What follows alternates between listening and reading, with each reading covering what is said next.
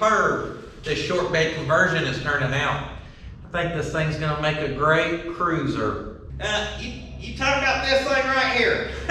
this worthless thing of sheet metal? Yeah, this thing here, I think it's gonna make an awesome slam cruiser.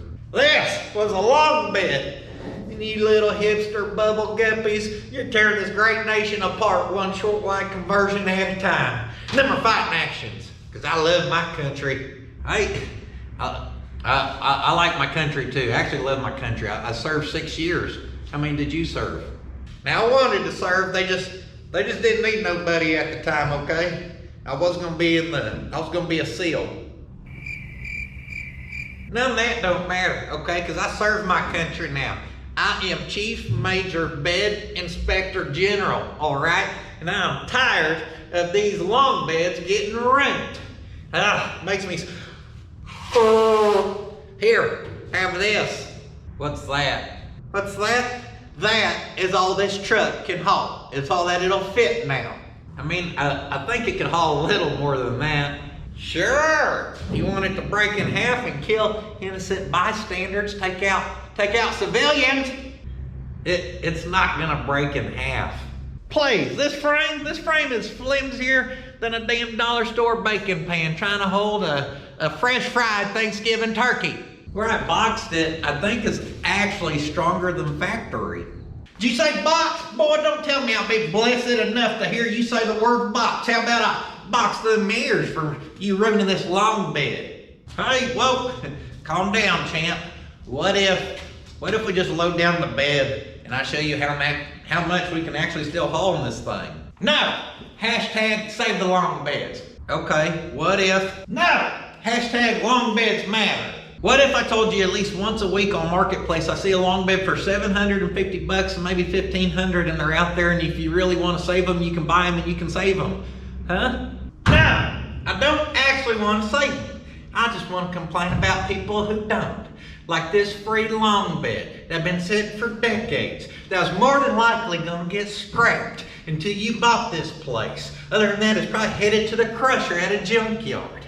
And yet you got it running and found a $200 long bed on Marketplace. And you put them together. And you've got a pretty decent short wide bed here. And you are single-handedly the worst thing that has ever happened to this truck in its entire life.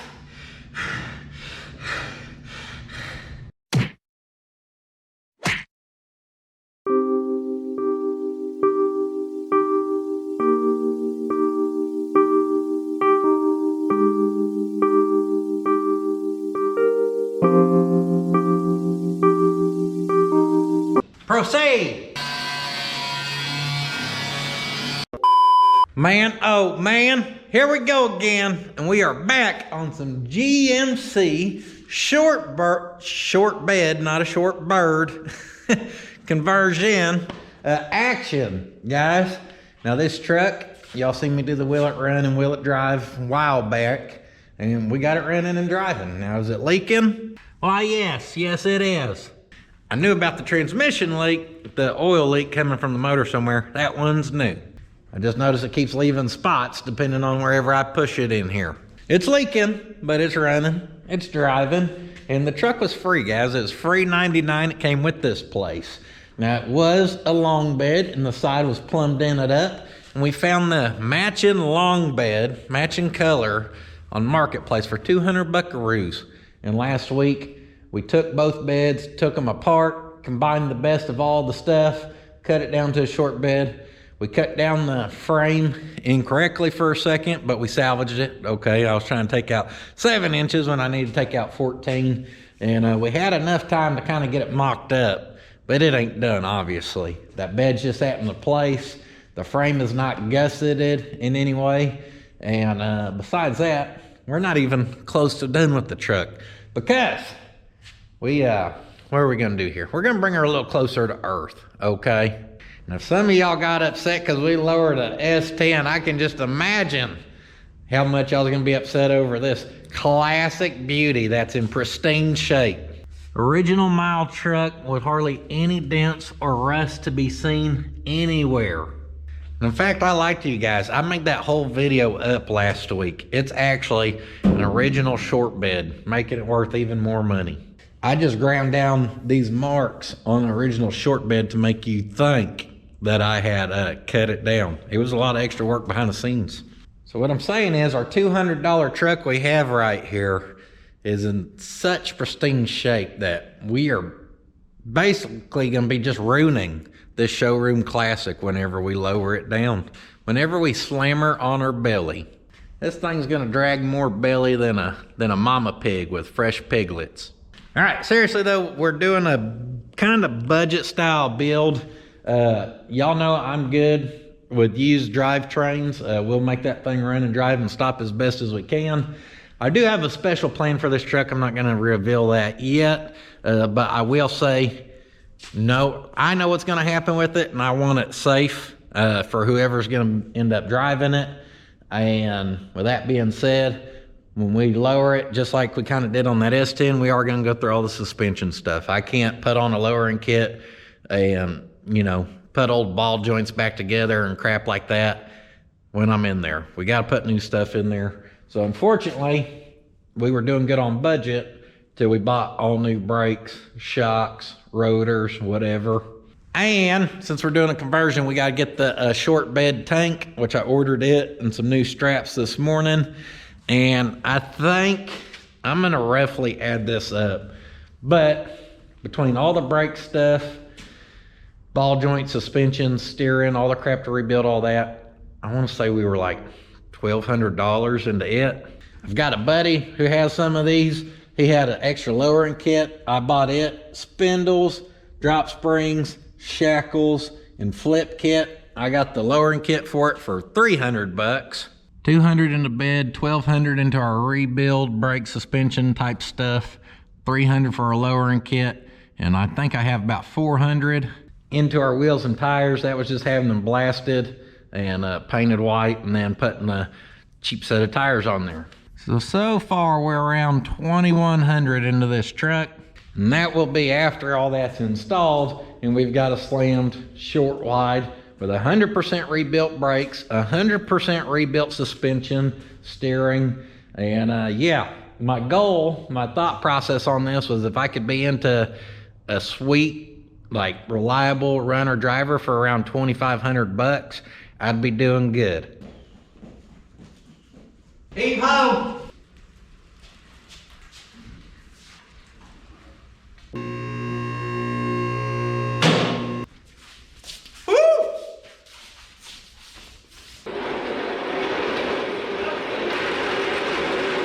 Hopped on them things and they about made me do the splits.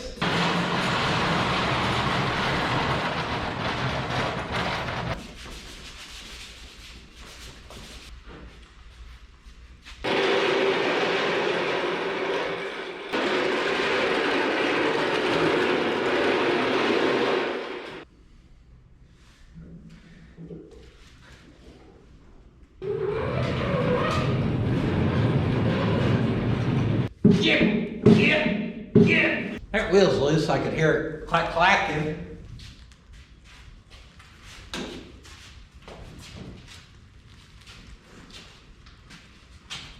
We're gonna put it in park.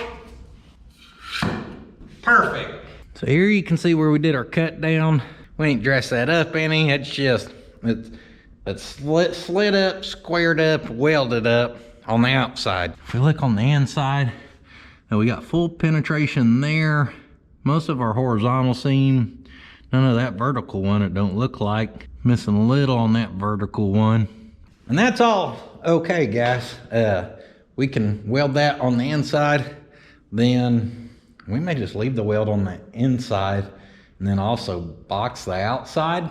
I don't know. Let's start with welding the inside.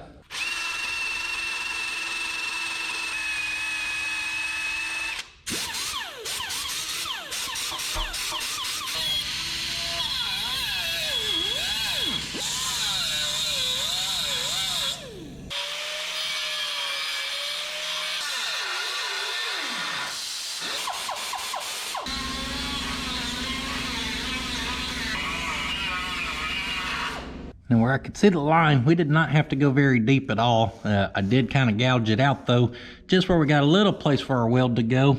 And that should ensure we've got full penetration all the way through. We're even going over the areas that had full penetration just to cap the inside. Here's a little pro tip. I just learned this myself. I want to be able to see good because seeing like a shiny valley like that's hard for me with my bad eyesight. And you know what happens when your helmet gets all foggy and dirty out there? Well, I just scrubbed on that with some degreaser and it got it a little cleaner. But I was like, hey, y'all know this little polishing tool I always use for miscellaneous stuff?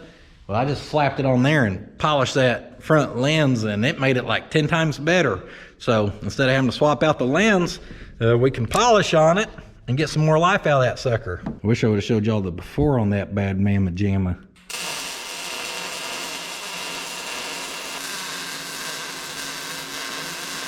Polishing the helmet works amazing. I can see again.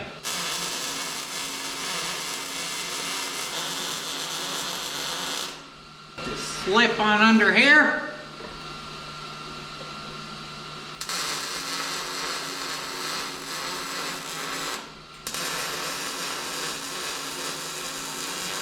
And put a big old weld on it. Is that the prettiest thing ever? No. Is that plenty strong? Yes. Guys, some people cut them down like that and just run them. Some people just weld them on the outside. I mean, I'm not condoning that. I'm just saying some people have done it. I'm gonna go ahead and knock out this side and then we'll figure out our box and plate situation.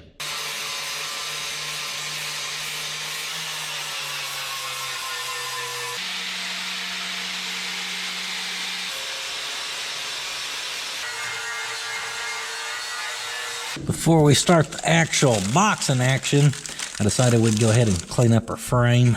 Just smooth out them welds, that way they disappear. We're gonna grind a little more on the outside to smooth it out with the Rolock, but then take the Rolock to the inside to get it ready for a little paint too. Get ready for a nice little paint job.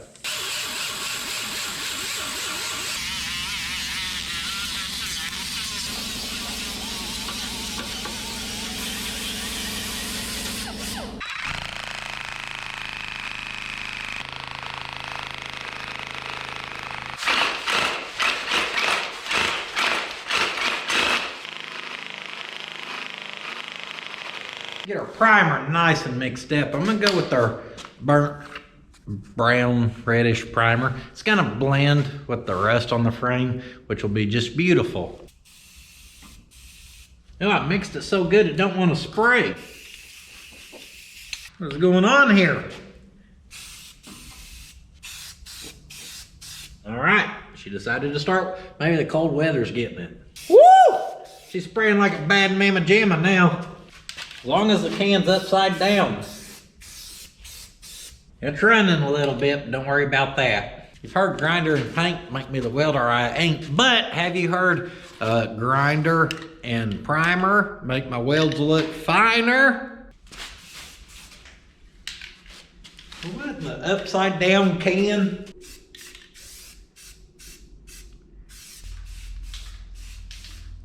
Now, last week we cut this cross member out. This is towards the back of the frame, and it was actually riveted in, so we got the rivets out. We need to move it forward. So it came out of right here. We lopped off our 6 inches, and we've got an extra, or a set of holes there that it actually needs to go to. So let's see if we can't get these rivets out of here all the way.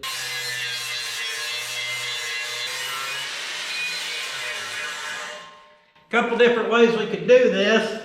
Since I drilled them out and they're already hollow, the flap attack just knocks them down real quick.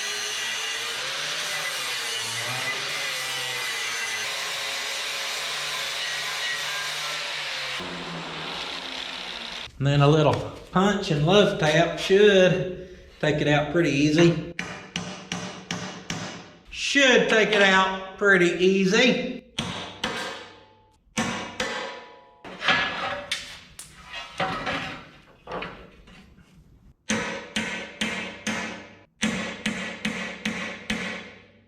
What tarnation's going on here?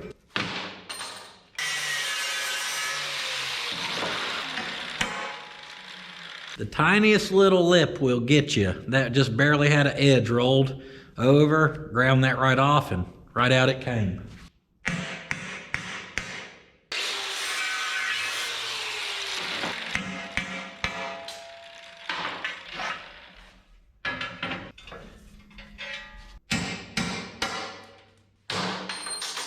Now with our cross member happy, we're still not ready to go back in. And that's because we actually need to take out a rivet over here. So if our cross member's upright, it does the zigzag. And if you look right here, that's where it's gonna bolt, but then it's gonna zig and zag. And where it needs to land right down here, well, there's actually a rivet in our way. So we need to take one out of that hanger and this one here.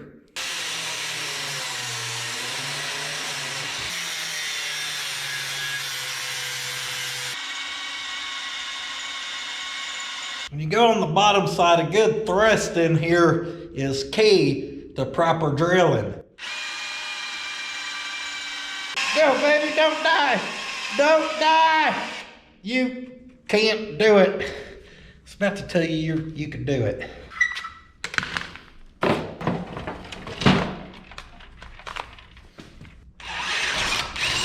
I was right there too. We're just gonna drill that out to 3/8 because that's what we're gonna end up putting in these. And it'll work or it won't.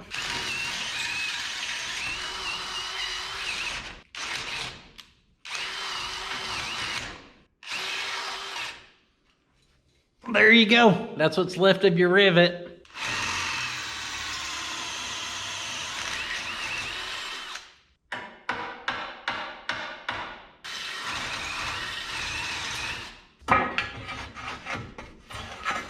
Originally we had 2 rivets on top and 1 rivet on bottom. We're gonna go back with 4 bolts total on each side. And yes, I'm just gonna use grade 5 hardware. Should be plenty good for what we're doing. I'm gonna go with a flat washer and a lock washer and a nut.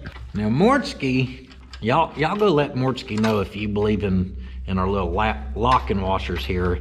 He don't, okay? He has an engineering degree, so he thinks he's smarter than everyone. That's basically what I'm getting from it. And here's the thing.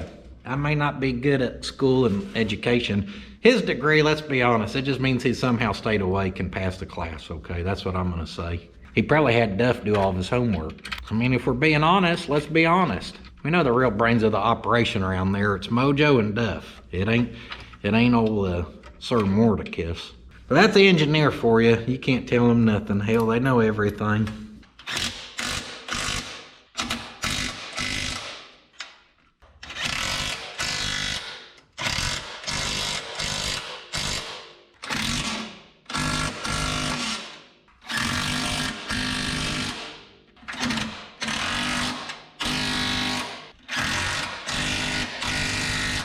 Bolted back together. I don't think she's going nowhere. Oh, see that? I never even cleaned that up. Let me clean that up a little bit. We can't have no rough cuts on this high-end SEMA build. Classy!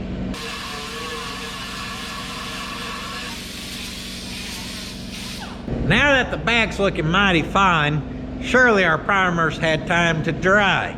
Yeah, kinda. She's still a little wet looking over there. But guys, that looks pretty dang good.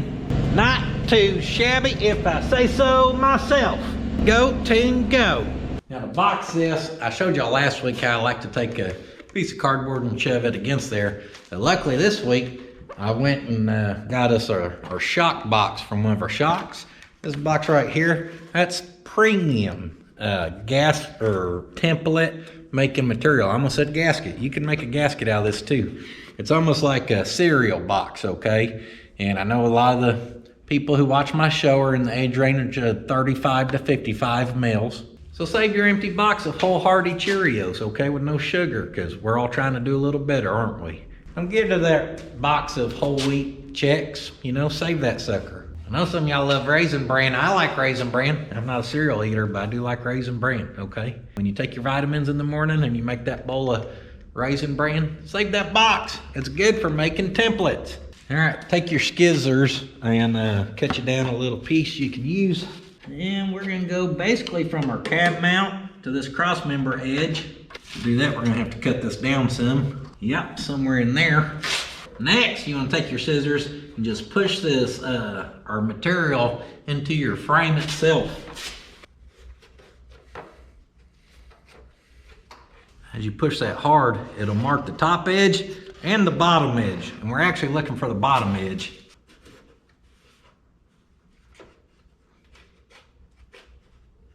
Once you get both of them, we're good to do a little cutting. And remember, kiddos, the better this not cross member, can't talk today. The better this template fits, then the better our piece is actually gonna fit, because we're gonna make that match that. Kind of losing it here. This was our top, so I'm gonna write it on there before I forget. Let's go see how we did. I'd say we did pretty dang close. So I can't do straight up and down. I just ain't got it in me. I'll take a little bit off of each end to get us spaced off of each thing. The cab mount and the cross member. I'm actually gonna do something a little special here. Not really special. I just held that over there, and where that cab mount comes down at an angle where it intersects this, I put a mark, and we're gonna do some type of radius there, and that's gonna butt up against the cab mount. So instead of doing like 1/8 and 1/8, I'm gonna do about, I don't know, 3/8 back here, just a little extra.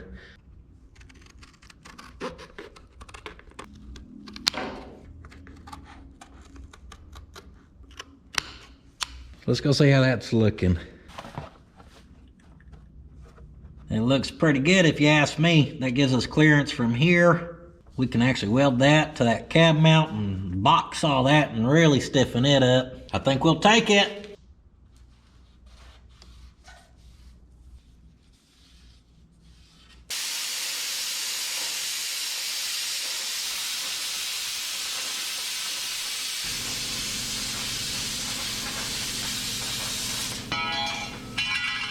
Not today. I ain't getting my toes.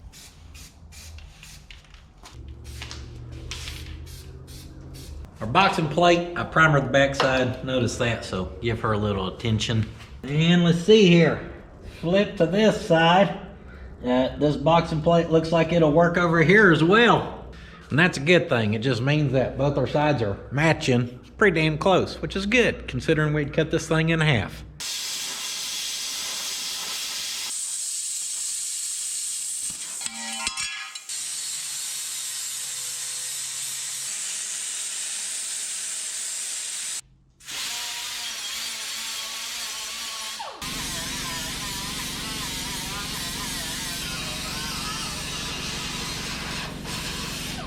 As you can see, our backside's primered, and I just ground down the top and bottom edges, and I ground down the edges of our frame. That's because we're gonna sit that where it's a corner joint and then fill that sucker with weld. So that means this ain't actually gonna slide up in there. We're gonna just try to butt it where it's like at 90 basically, and then fill that sucker. So let's see if we can find the sweet spot here. Brought a hammer with me because we're actually gonna have to tap this plate because the frame does curve some. Messed up on that one. I need to drop the plate down some.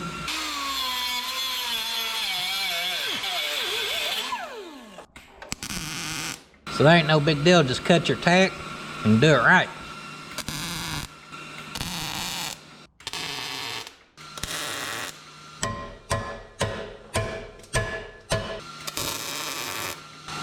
Oh yeah. And we'll plate that away because the top goes whoop.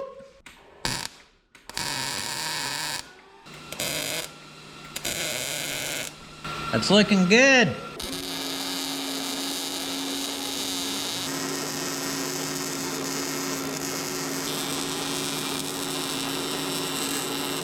Woo! I become the one-handed wonder. These aren't welding gloves, so that sucker is getting hot right there. Got to get that hand out of there. Now guys, on this, I'm not necessarily worried again about trying to whip up some pretty weld. I'm just burning it in nice and hot. We can grind it off if we want. You ain't got to. I mean, either way, strong is strong.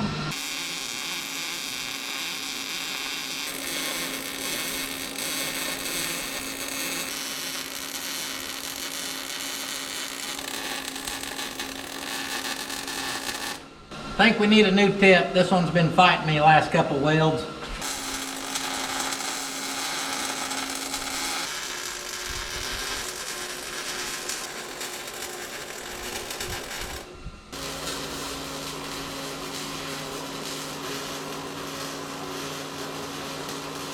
So he's welded. Once again, here I'm going for nothing pretty. And that ain't terrible looking, but it ain't pretty. I'm gonna go ahead and grind this sucker out. And yes, we could leave it, but it looks good when she's smooth out, all right? That's how I boxed the whole travel frame. Nothing wrong with doing it this way.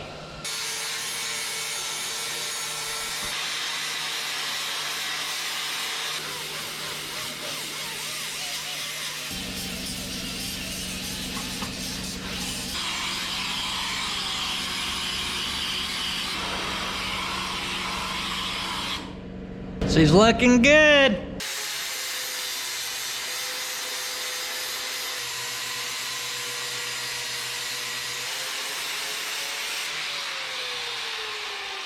And once that's done, you end up with a nice little edge, guys. Just smooth, not sharp, just in case you're underneath there and lean up. You don't want to headbutt it, knock your forehead in half, something like that.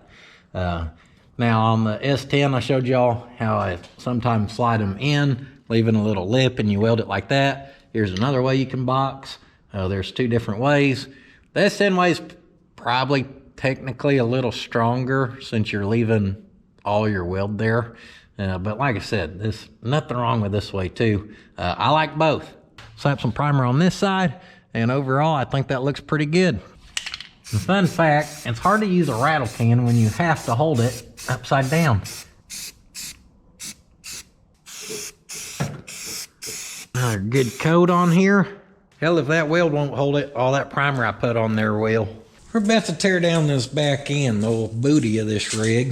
Before we do that, I noticed something, and what I noticed here is this hanger that we had cut, I think it can work with our exhaust here. And in the fashion of trying to just do a little cheap build here, we will reuse our exhaust because I don't hate it, even though it's not the best exhaust job ever. Exhaust is exhaust. That's why I slapped that on there. I want to say the old stuff was all rusted out or something. Anyhow, you seen where I marked that? Let's cut that straight.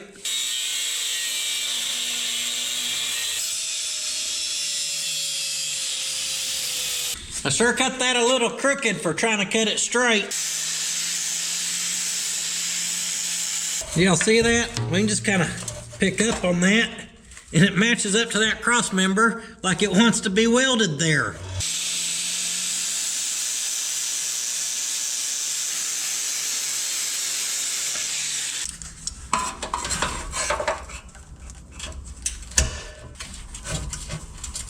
Right there is beautiful.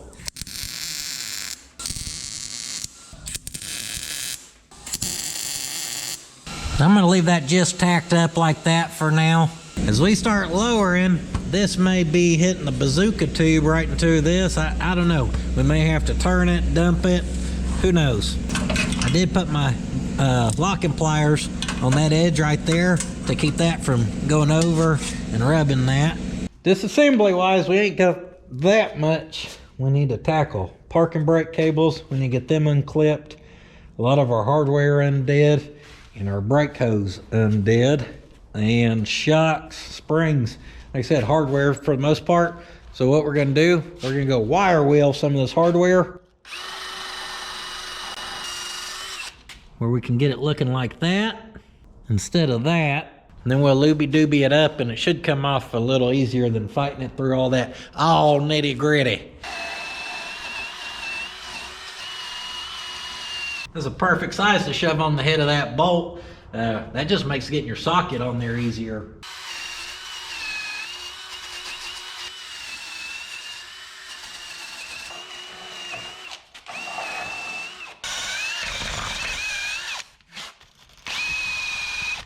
Don't forget that one hid down in there. We got these bolts, aka the U-bolts.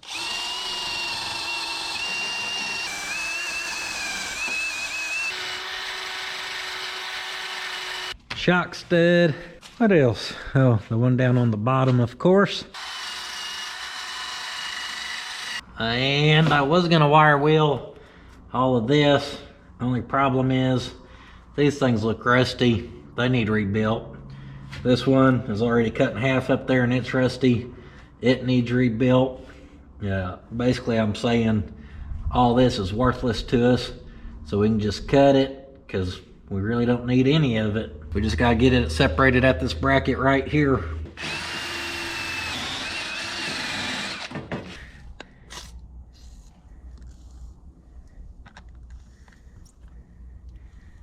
Just get everything soaking a little. Hopefully this stuff's all good to us. We're trying to be good to it and clean it before we take it off because I ain't got U-bolts, so we need to reuse these if possible. I know how to get this off. You want to get your rotational line wrench right here. As you can see, that takes that right off there every time.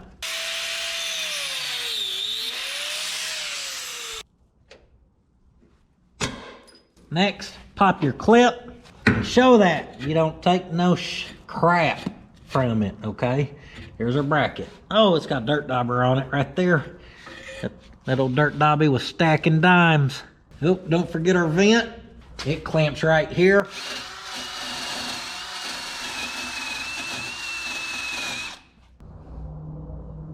The precision. Let's see, parking brake cables. Oh, they got clips kind of like our brake lines. We'll see if we can't break them as well. Yeah, I broke the one off there. Probably because I'm so strong. Got them things on me. Damned old pythons for arms, you know what I mean? Yeah, me neither. Be a good time to have them pythons. Gotta be smarter than the clip. That old clip's just been rusted in place for a long time. I don't think it's smarter than me. Yeah, who's smart now? I broke it. Hey, at least we're consistent. Luckily on this side, someone just welded a muffler where it's right in the way. That was intelligent. Gotta have the muffler though, guys. That's old Thrush, okay? Turbo jet muffler, all right? How else do you think we're making 504 horsepower? You just don't do it without this baby here. Oh, one-hit wonder. Knocked her clean in half, one shot. That's why they call me One Shot Willie. Yeah, come to sweet papa. We're gonna pull our shocks, then our springs.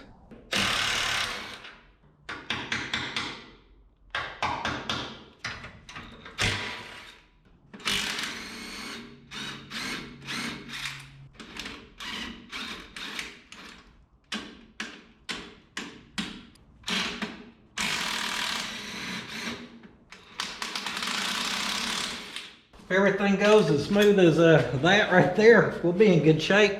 That stuff came right off. Safe to say she's been on there a while. She's got a nice patina. Apparently at one point these things were white.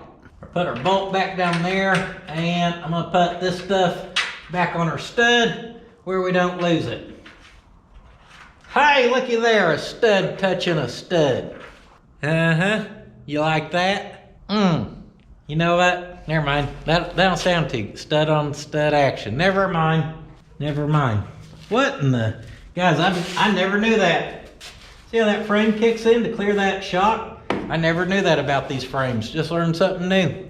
Boy, she bows in quite a bit. The brake line does the whoop-de-doo around it even.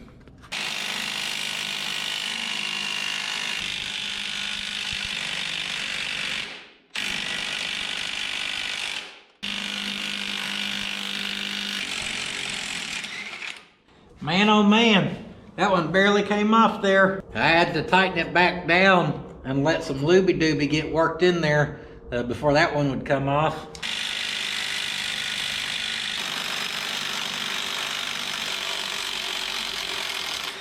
Woo! Just enough ugga-duggas to get that off there. Luckily that last one came off no problem. It's because I was done playing games with it, okay? I was about to go get the old hot wrench. Don't make me get it toasty up in here. Let's just say this side ain't going as easy, okay?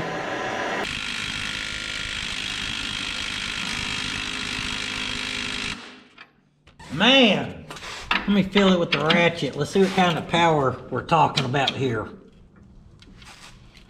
Holy cow. That feels like it's gonna break. Yep, that is not feeling good.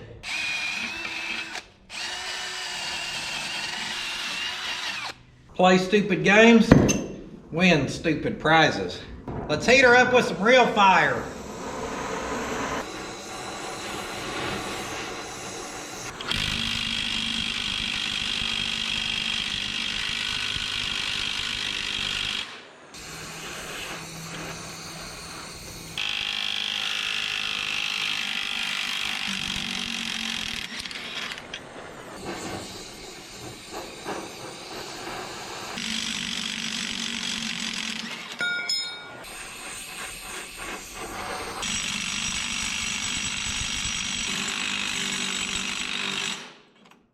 That one's just whipping me, guys.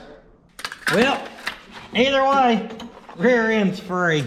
I may have a set or two of U-bolts. Too small. Too small. These are all 1/2 inch or 7/16. I don't go to AutoZone a lot, but the last time I was in the zone, AutoZone. As I was walking down the aisle with all them U-bolts, I noticed that they were all on sale for like cheap, like a couple dollars for each one of those. And U-bolts usually are not that cheap, so I bought all them up. But right now, those do us no good.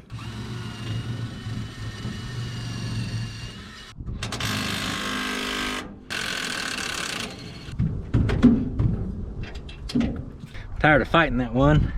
We got this short wide frame, which reminds me, oh, we may not have to cut down a drive shaft. I don't know if this came with one, but if it did, that's gonna be nice. We're gonna steal it. Kind of forgot about this till I just got in a pickle. I wish that stuff over there went that easy. It's like that wanted to come home with me or something. Don't worry about this, one will hold it. Yeah, those should be the same. Or maybe they're not. That's interesting. They're shorter. I don't know, guys. I just don't think we're gonna get this one off. If we do, is it gonna be salvageable? I don't know. I don't think we can play grab ass with it anymore. So I'm just gonna whack it off there. Well, poop. I think we needed that, but not. You know what I needed? I needed that. I needed cutting that sucker and getting my revenge, okay? It whipped me in front of my friends.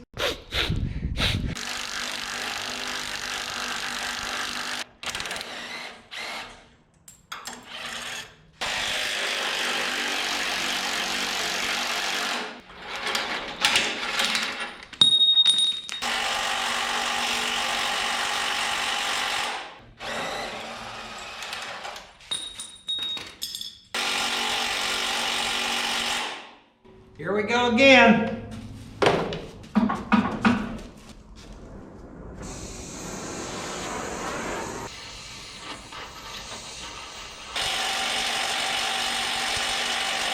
Why? Because we play with old rusty junk, that's why.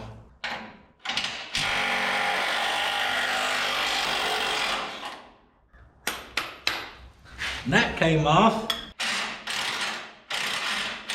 She's fine.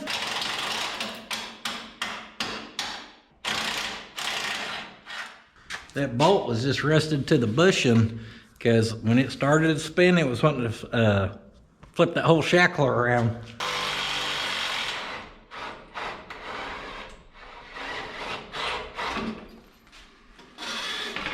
Get on out of here. Last bolt. Everything on this side's been more difficult than this side.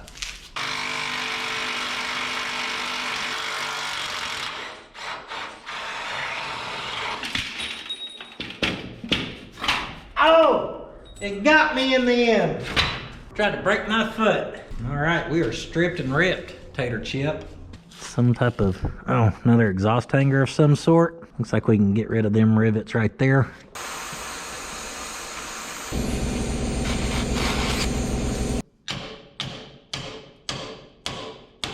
I'm a little rusty with the torch.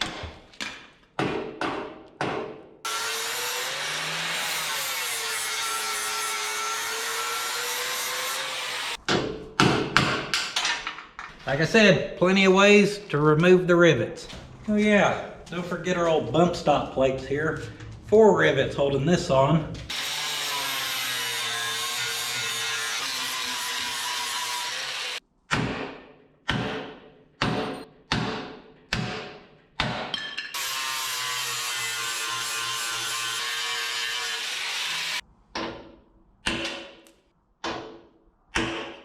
Back of this thing's kind of whipped.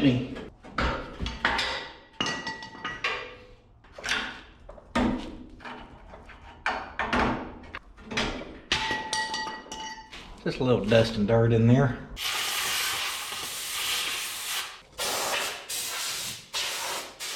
Good morning. The earlier you get out here, the colder it is. I went yesterday, hit all the parts places around town, could not find U-bolts. I was hoping to find some where we could just throw it all together once and not have to backtrack, but it is what it is. Man, the threads on them things, as y'all can imagine, are rough after seeing me take them off, and I just feel better putting a better U-bolt on there. So I ordered some. They should be in pretty quick. We'll go mock up with the old stuff because it's what we got to do. But while we were in town, I got us some bolts for this here. We are doing the overload deletion kit. To do that, we're gonna start with this real light spring right here. Huffing these around will warm you up when it's chilly out. And throw us a C-clamp on that baby. Give that nut the rusty nut treatment.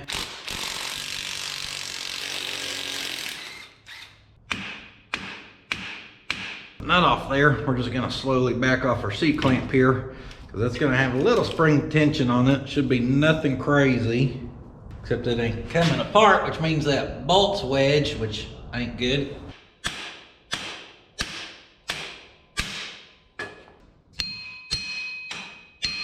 Here she comes.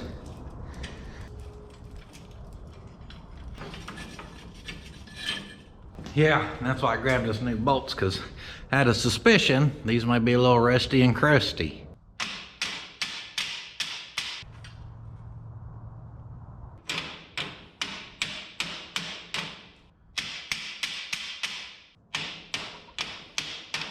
Had to do some tapping to get that lined up.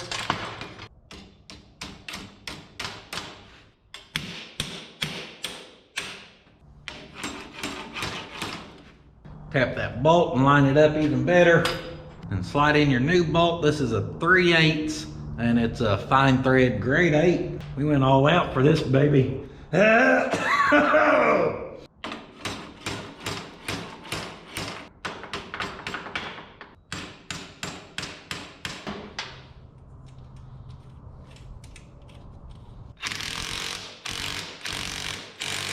I'm good. I started to double nut that on accident.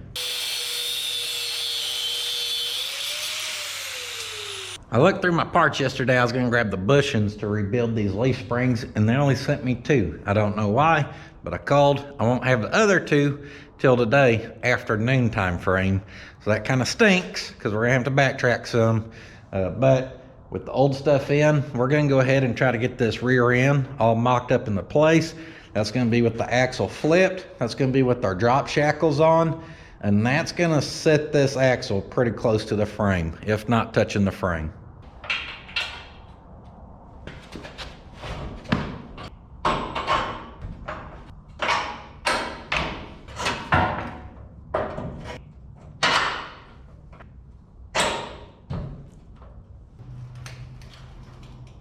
Get that low before we can pick our springs up.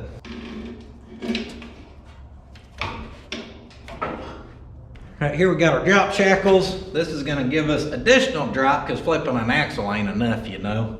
So this will go here.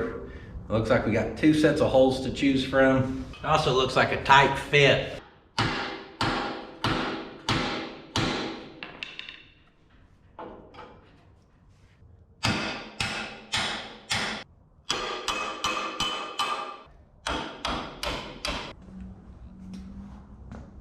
I'm trying to slap this other side together and I'm like, oh crap, I'm a bolt short.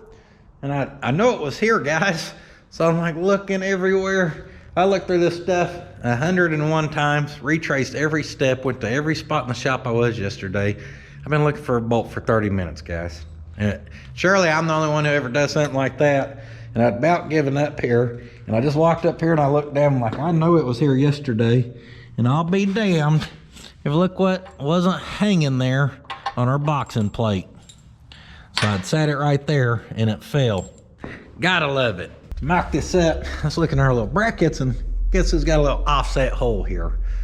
So in my mind, the offset needs to go towards the front or towards the back of the cab, because as this rear end starts to swing up, like with our drop shackles, technically it's going to move that rear end forward. So if we offset it that way, boop, then it actually brings our rear end back, I think.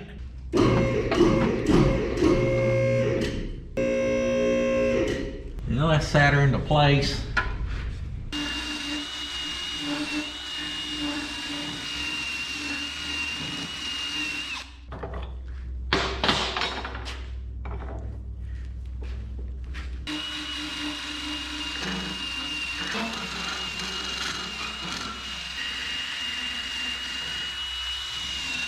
Looby, looby, looby, looby, looby.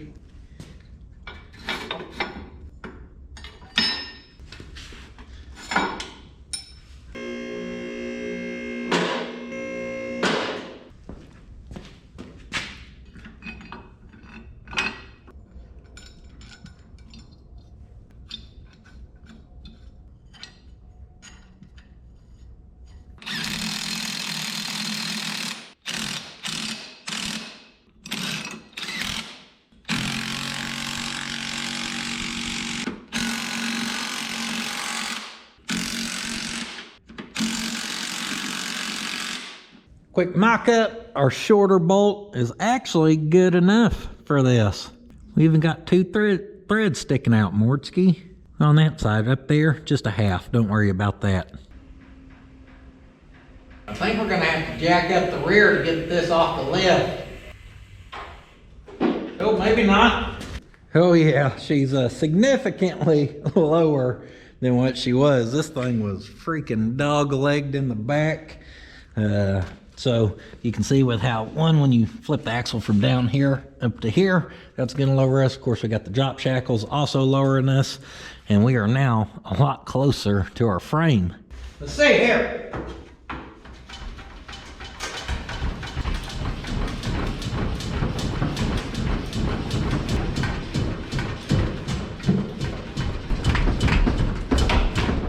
I must say, I'm surprised. I thought after doing all that, we would surely be hitting our frame or be able to get it to. Now, mind you, that's no shocks. When you put shocks on that, you ain't even gonna be able to bounce it like that. I'm probably the same weight as that bed, 400-pound solid muscle. I think we could get away without C-notching it is what I'm getting at here. But we're not gonna do that. We're gonna go ahead and C-notch it some since we're in here. A couple weeks ago when we C-notched the S10, we did a pipe notch, which is honestly all we need here. But for the sake of doing something a little different, we're gonna do something a little different. Not a whole lot different, just a little bit of different. Speed square, don't care. I'm gonna set that baby right there. Then we're gonna just kind of eagle eye it to the center of our axle tube, getting super duper picky here.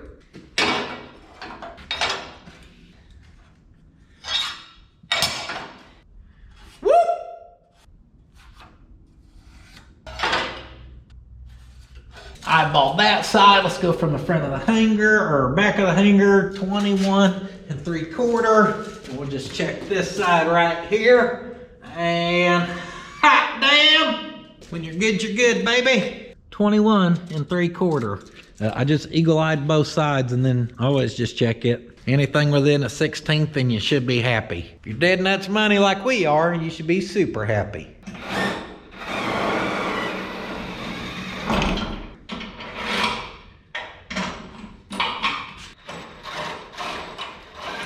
We're not gonna lose these this time.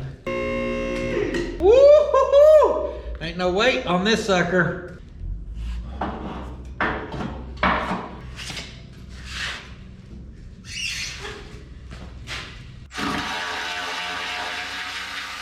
Let's lay out our C-notch. 4.5 inches of frame. So we're gonna go for a 2-inch notch. Now I know I couldn't get this frame to hit the axle, guys, but there's a big difference in me bouncing versus, say, maybe you do got something in the back and you're going down the interstate at 70 and you hit one of them construction places where it dips or drops off or something and you get that slammy whammy, okay? It may never hit, but we're here, so better safe than sorry. 2 inch, 2 inch.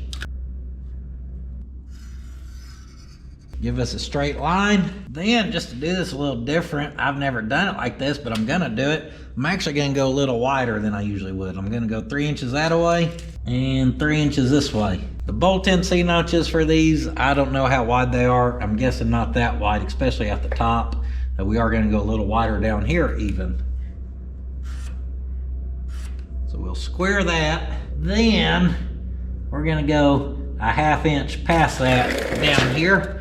Straight down, come out a 1/2 inch, right there, 1/2 inch. We're gonna connect those dots. Pretty wide C-notch, but that's okay. After we box it all up and everything, it's gonna be plenty strong, I promise you that.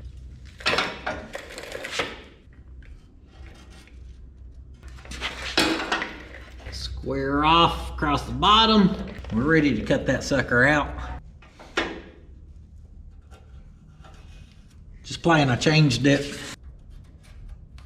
Nothing crazy, I just come out additional 1/4 inch. So a total of 3/4 inch there. I think a little bit more slope's just gonna look better. You know, that way when people lay on their back and crawl up underneath this thing to inspect the C-notch, it looks just perfect. It's a big old notch. In this 10, I showed y'all how to put jack stands underneath the back, and I kind of shimmed just enough where it's just barely kissing it, touching it. So whenever we go to cut this frame, just in case it decides it wants to try to sag, it can't. Well, this way we're gonna do it a little different. Yeah, I'm gonna just C-clamp that right there. If you don't have the C-clamp but you have scrap metal, you can do a tack and a tack and then cut that off later. There's always different ways to C-notch, there's different ways to brace, there's different ways to do this stuff, guys. As long as you get it done, and it's done 3/4 of the way correctly, you'll be all right.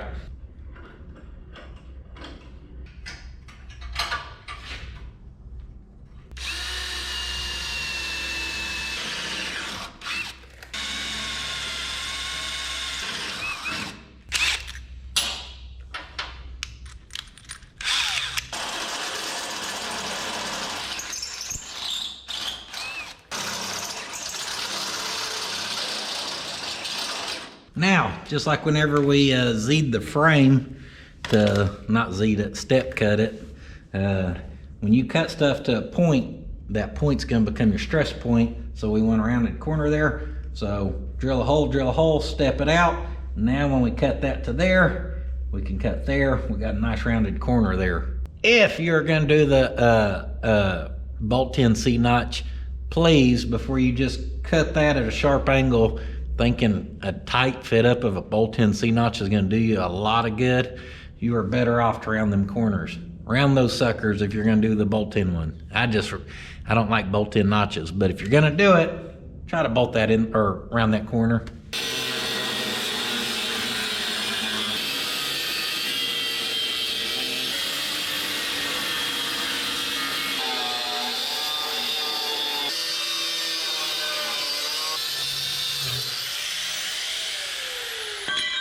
Cut on the bottom is a little crooked, no big deal. We'll just clean it up with the flap attack.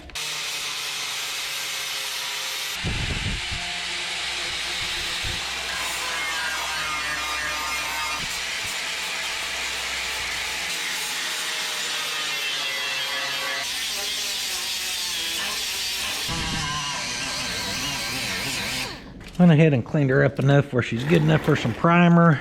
Measure that. We're about 3 5/16 wide. So a piece of 4-inch wide strap will be about perfect. That'll give us roughly like probably 3/8 of an overhang on each side, give or take a hair.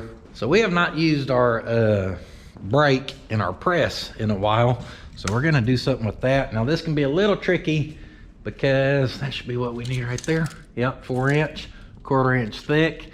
As we go to break this, it's real hard to land it perfect in the corners, and we need this piece to slide in there pretty dang perfect. So we may get it on the first try. We may not get it on the first try. We may have to do it a couple times till we figure it out.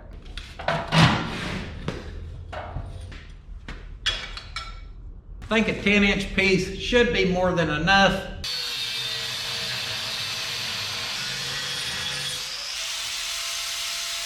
And we need about 2.5 inches worth before we do our first break. I'm gonna go to 2 3/4 because I don't know where we lose our material as we make as it rounds and curves, you lose a little material. And that's what we're kind of figuring out here. I'm actually gonna go to 2 7/8. Right there. So we're good to break that. We just got to figure out what we're breaking to. What's the angle? What's the wang dangle angle, baby? For that, we need this.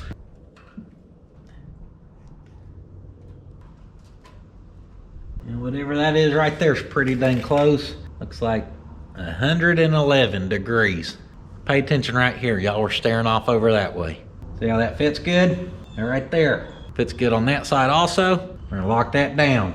Now we're gonna try to bend that to this. Now if you don't have a break, guys, there's a couple different ways you can make this happen.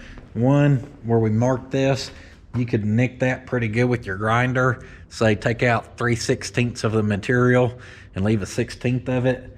Then you bend that in your vise with your hammer, whatever, till it matches this angle, and then you could re-weld it up. You could full cut this into 3 pieces and then tack it up to this angle and weld it top and bottom. And you could fabricate the little notch, then stick it into place and weld it up. But I do have this, and I ain't used it in a while, so I want to get a little practice. I want to see if we can figure it out. All right, try to make sure that's square. Tap that over where we're squaring this to this piece, but we also need to try to make sure it's square to our lower die, which that's pretty dang square right there. Good enough. Let's set this right here. Someone sent that out a while ago. I don't think I've ever used it. I've never had a digital one. I'm gonna start bending that with my pristine jack handle. And in my mind, if we're bending both sides, and we were pretty close to 0, which we were, and we're headed for about $1.10, that means when we start reading about 55 degrees, half that, we should be close, because the 55 plus the 55 should add up to our total.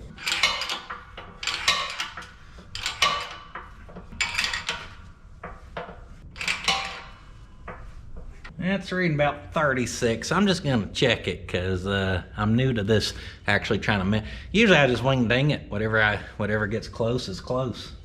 Well, and there's why. I mean, that right there's 1 pump away from being correct. So yeah, my little angle theory ain't really matching up, is it?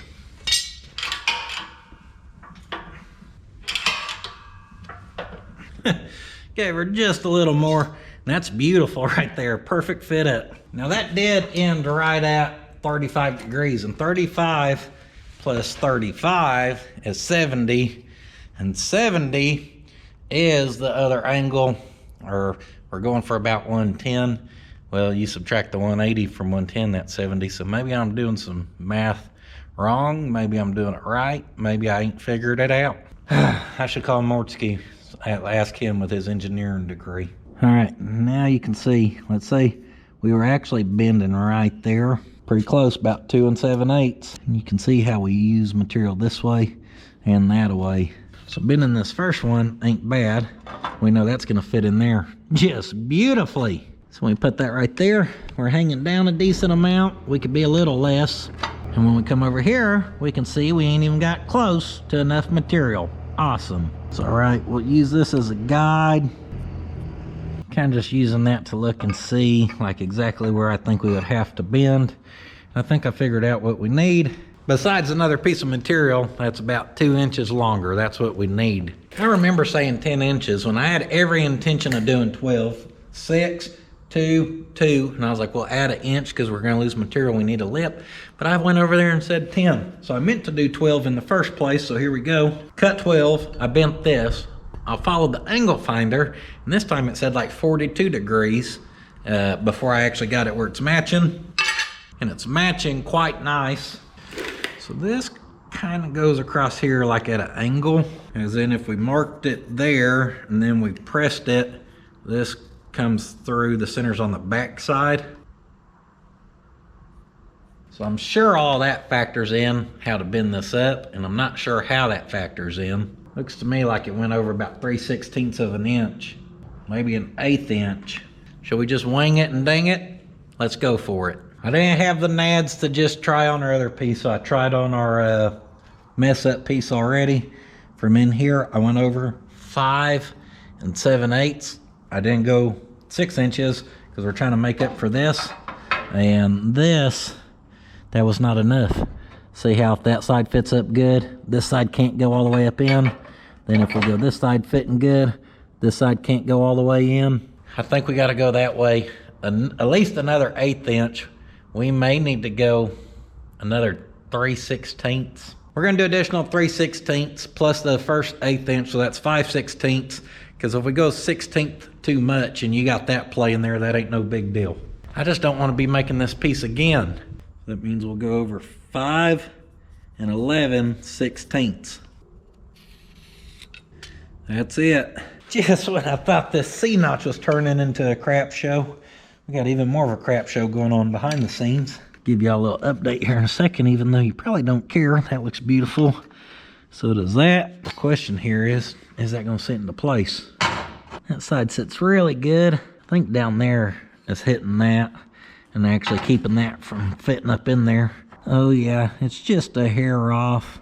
Got another bending device right here.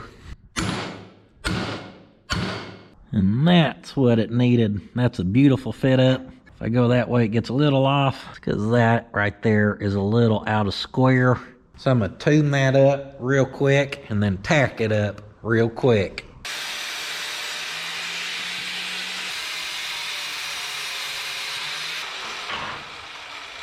That's nice.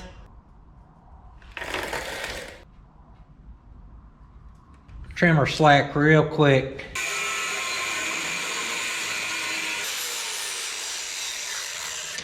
You mean to tell me I ain't had my safety glasses on? Setting a bad example here, being unsafe. Ooh, shiny.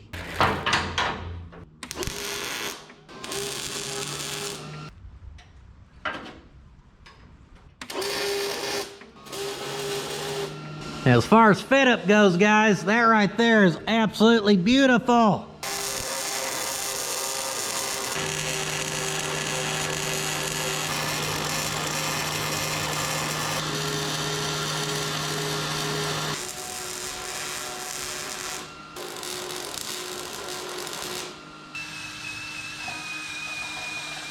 She cleaned up good, she fit up good, so she welded good. Pretty happy with that, guys. Inside welded just beautifully as well. Bottom side welded up good.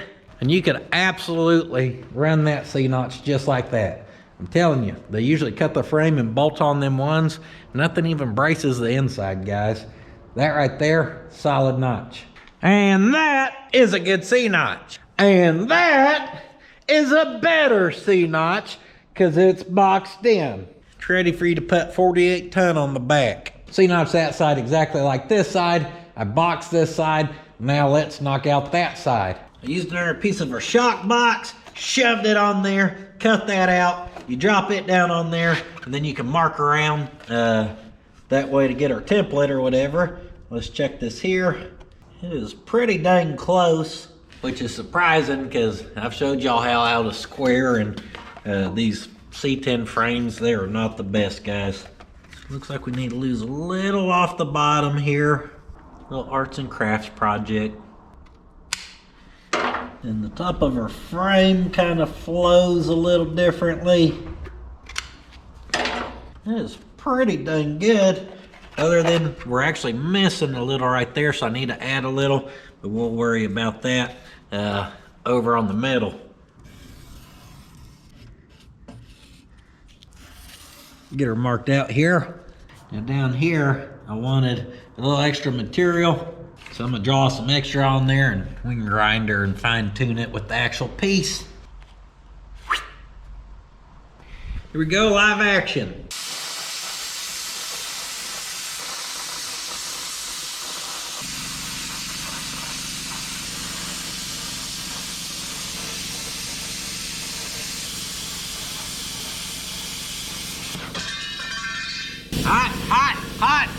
Eyeballs, back on.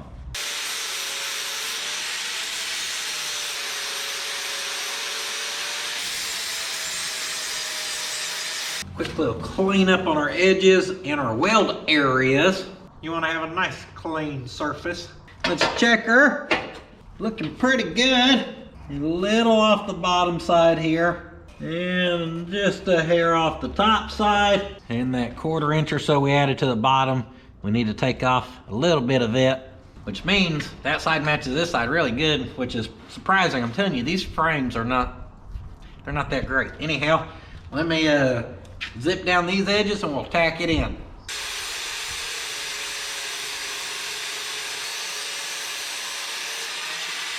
Just playing, gotta get a little primer on the back side while it's nice and warm, help it dry fast.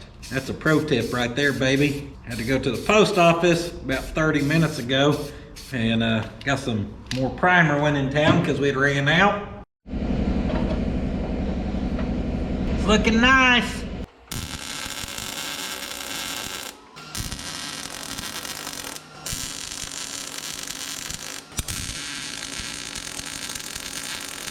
There's our fit up. I had to use a C-clamp, pinch it that way. See on top, I'm kind of doing what we did up there, except for back here, we gotta do a little transition piece. And then sucking it back gives us a nice little lip along here to be able to weld. That one's gonna be close right there, but we'll get it. Welder's kind of fighting me, acting like it has a bad tip. I put a good tip on it. It's acting like the wire ain't burning and like it's almost slipping, except it's not. So far right now, I'm just blaming it on the wire because I've done everything I know to make it weld better. And sometimes it welds like a dream and other times it starts fighting me.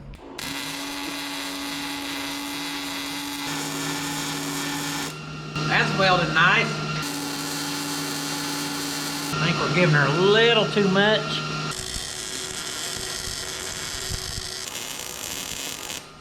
That fought me a little bit. That may have been this twisted. Yeah, it feels a little funky. Maybe in here.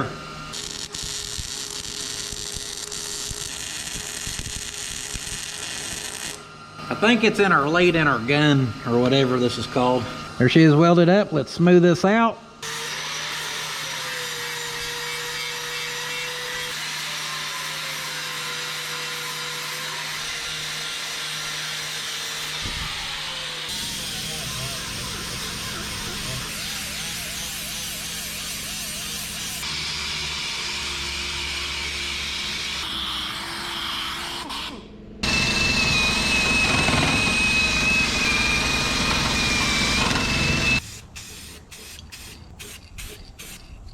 Nice little transition there, guys. See, that don't look bad.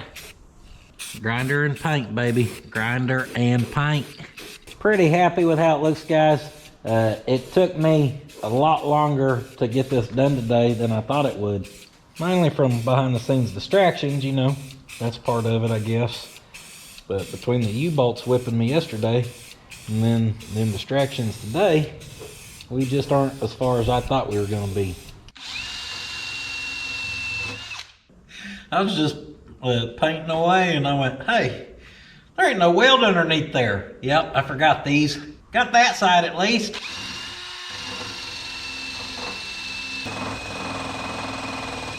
Here you go, final push.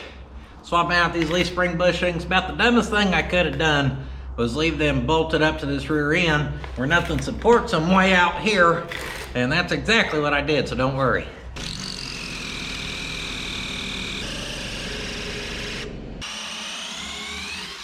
Now I wish I had a routine figured out, but all three of them other ones all came out differently. This one's actually pretty tight, not too blown out. So I'm gonna start with drilling out some of this rubber.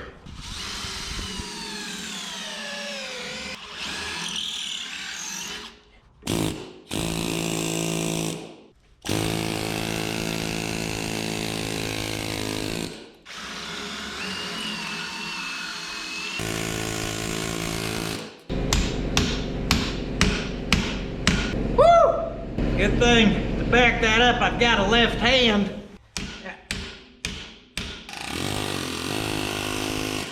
Well, we got that wedged in there, perfect. It ain't gonna come back out, you know, but we don't need it.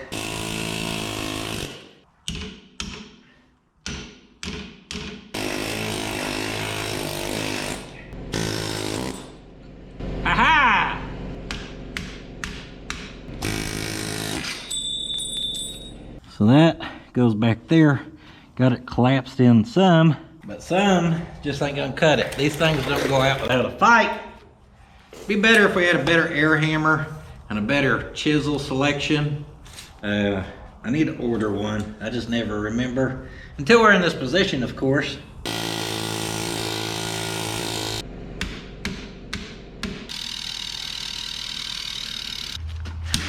No!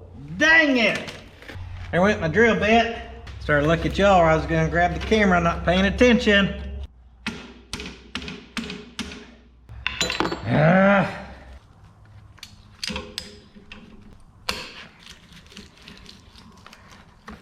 Should have done that a long time ago. Careful in there, look what that just did to my glove. So all that's out of there. You can see daylight through there. But guaranteed, this thing is still gonna fight us.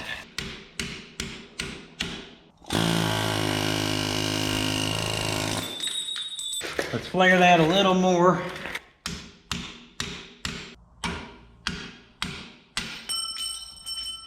How much more does that thing want collapsed, huh?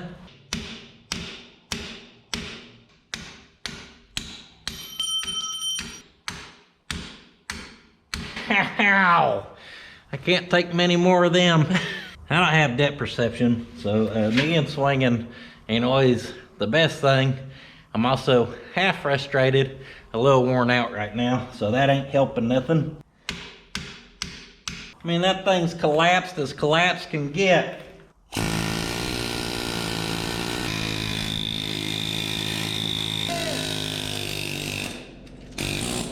There we go.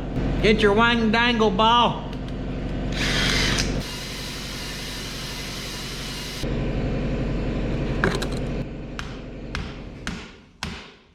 You want to bore that baby 60 over. It's actually a racing leaf spring bushing. And this actual leaf spring bushing, I had it in my freezer over there helping to shrink it.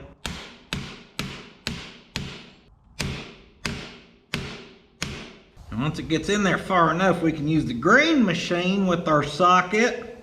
Not socket, our bushing installation tool, I mean. That gets you about an 1/8 inch away before that hits the backside.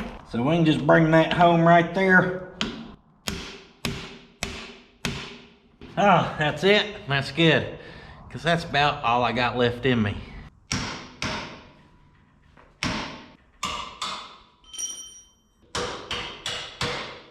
Here we go. Last push.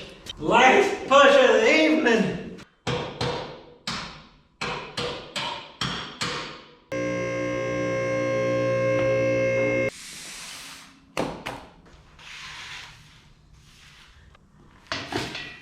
Got her dropped down. She looks good, guys. I really like how that notch ended up looking.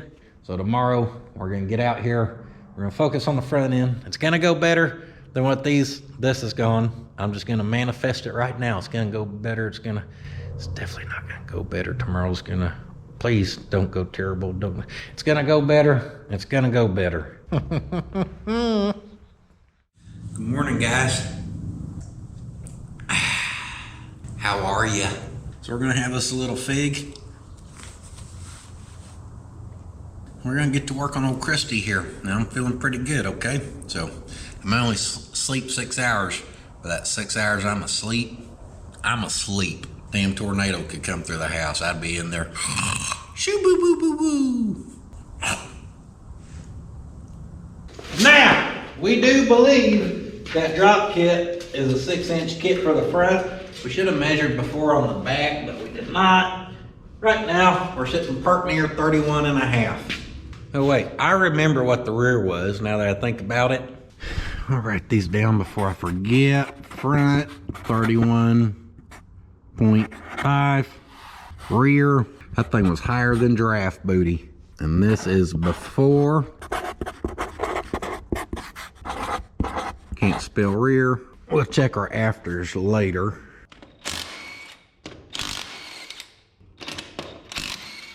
Why? I just noticed that someone knocked on our lead counterweight on our wheel on the outside of these. People said it don't work if you put it on the inside, but then some places bounce them and put them on the inside and they balance out. I'm not a tire guy, so I don't know. I just know that looks stupid being on there.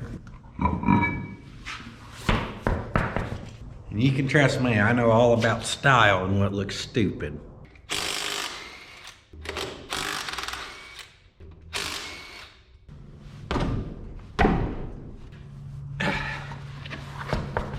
One of my favorite things about this truck, guys, is how rust-free it seems to be. So we didn't really look this thing over well as far as the bottom side, because we got it running from the top side.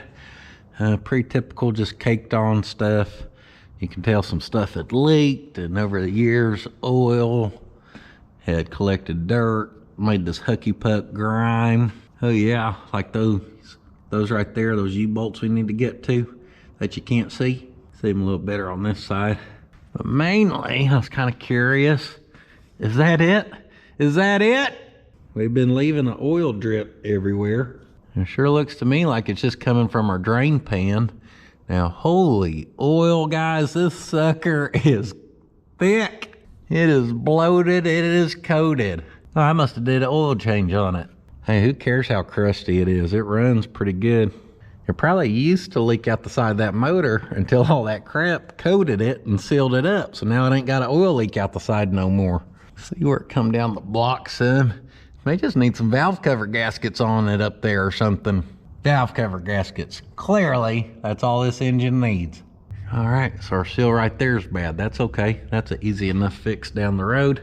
That right there is leaking. I can see where it's coming from underneath there.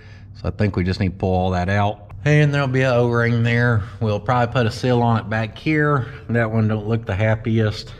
And that's our couple of leaks that I know of, and all of that's easy enough to fix, like I said. I just wanted to put quick eyeballs on that where I knew what we were getting up against in the future. Right now, what we're getting up against is a little teardown action. Me versus this suspension. Someone's gonna get whooped too, and that ain't gonna be me.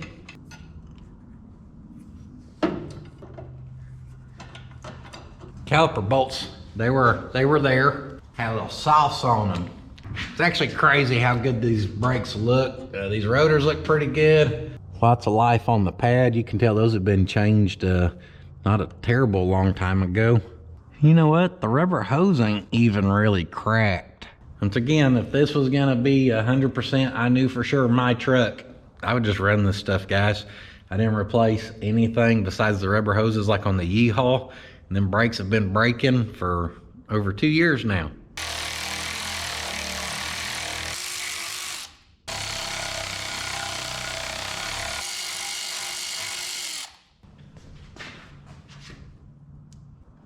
Oh, that little brake line bolt had some sauce on it too. Now, did I remember to drain those up there? Nope, I sure did not. So let the mess making begin. Don't worry, I got 4 drops. Don't worry about the other 10,000 drops. Now careful, you never know if you're gonna have a friend come crawling out of there. Look at them suckers. Well, you sell them on eBay used. Good pads. The spider just dropped. He was like, get me out of here, man. Abort, abort. Let's have a little look-see on the inside. That looks a little nasty. Hopefully the bearings are good, because I did not get new bearings. I was planning on just cleaning these up and rerunning them. Got that old red and tacky grease in there. The old sticky icky. The old gooey pooey. The old yucky hucky pucky. The old slimy grimy. Call it what you want, guys. I actually call it the old messy stressy, because seeing that right there just stressed me out a little bit, okay? But get me a cup of coffee. I need some help. I'm sure it's all fine. Oh, that looks good right there. Pop our little retaining washer. And let's see here. Woo, those are pretty. Made in USA. Can't read the other stuff. Looks good, feels good. I think we'll be all right. See our fresh grease down in there. If she was a little wobbly going down the road, I know why. You wouldn't think that dirt clods like that will throw you out of balance, but it damn sure will. Especially, look, we got every flavor of dirt clod in there. We got a triple home on top of a single bead. The best welders laid these ones down. Then we got the mud huddians over here. They couldn't build a pretty house to save their life, so they just slapped some crap together. As you can tell, they're not very respected in the dirt dauber community. But yeah, that's a mess and a half in there. Let's push our bearing down out the way. Now hold on. Kill!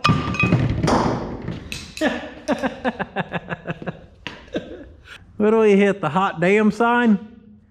Sure enough, y'all see it swaying. I heard ding, and then I looked over and it fell from the skies. Dang, I did that so good I think we could reuse that sucker. Here's your other one. It's too early to start this with me, okay? Hush!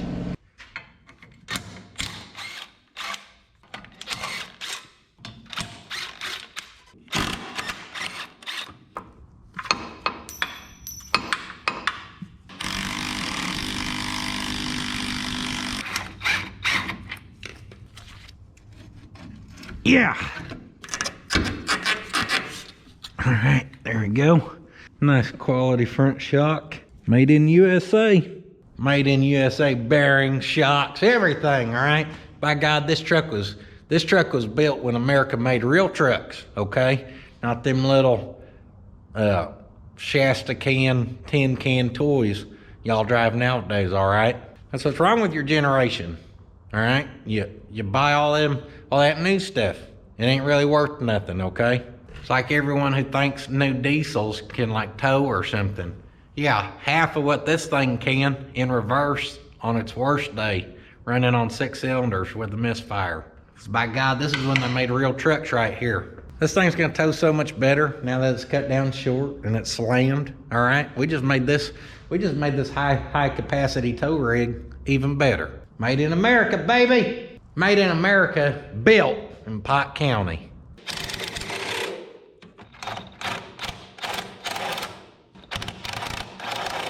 What size is that thing? The old devil nut. It was half. This has a tab on it. Let me see. See that tab? That tab was hanging down, preventing the wrench from going up from the bottom side. Had to come in at an angle.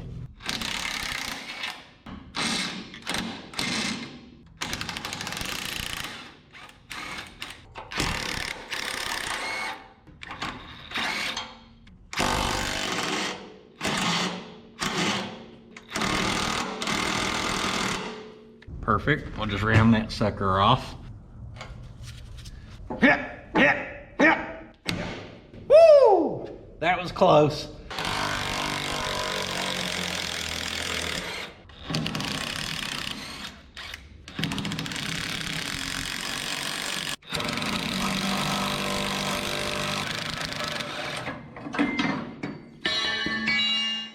Just get that old sway bar out the way.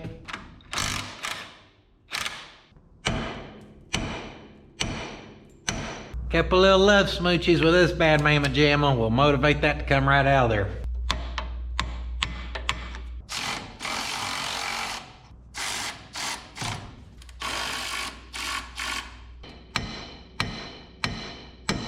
The top one popped from hitting the bottom one. That's called talent, folks. That's skill right there.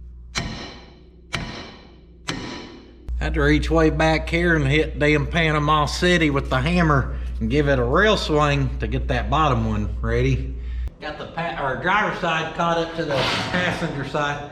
Trying to do better of controlling my mess today.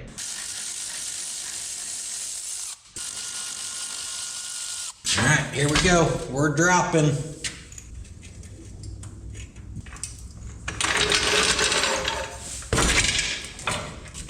There's your spindle. There's your spring.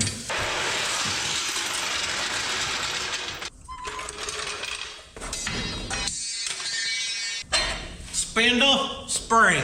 Here we go with the great archaeological, well, however you say that kind of word, dig.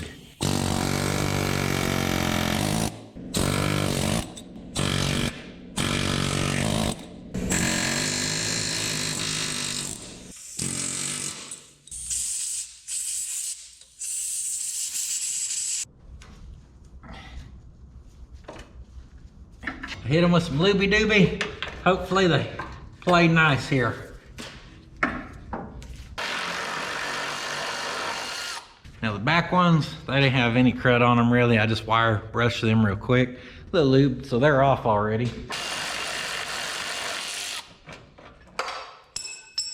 Don't forget you got a couple big old Mordski not approved lock washers in there. Don't lose them. Damn GM engineers, what were they thinking? Here she comes. Got a nut there and here.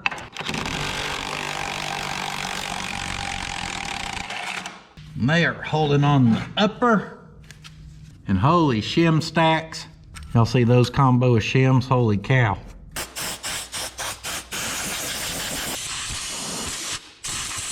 Safe to say she's a little messy underneath here.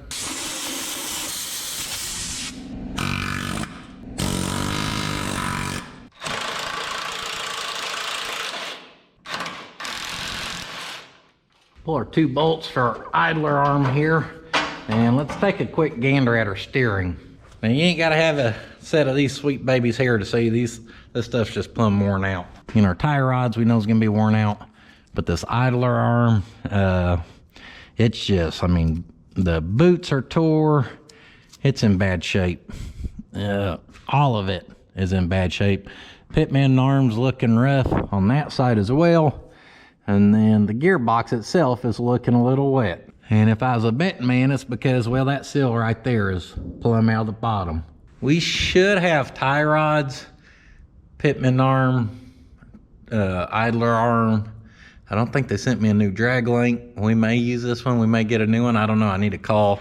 I did call this morning and order the gearbox because that's unfortunate that it's leaking.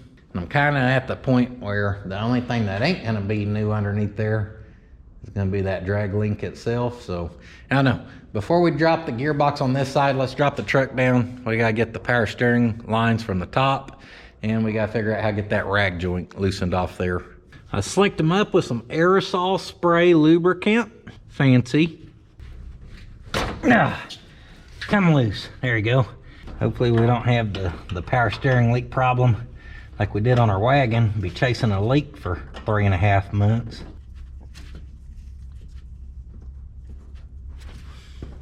Here comes the mess. Oh, that's a hard line. That's clamped right there. That's why we can't remove that.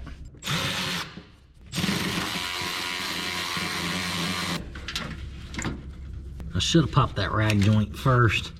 And the reason I say that is with that open, as we go to try to pop the rag joint, whenever we spin that, now that fluid's actually going to shoot up out of this pump into our engine bay. Yeah. One baby turn at a time, we're going to loosen this. It's one of them 19-point star specialty bolts.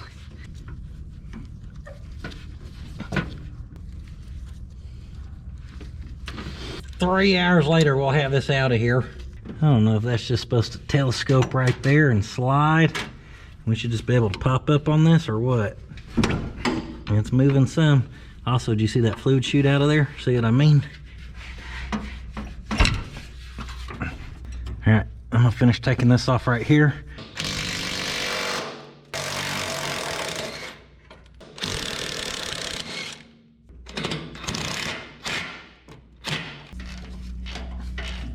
Last bolt here. This is gonna get ugly when it drops.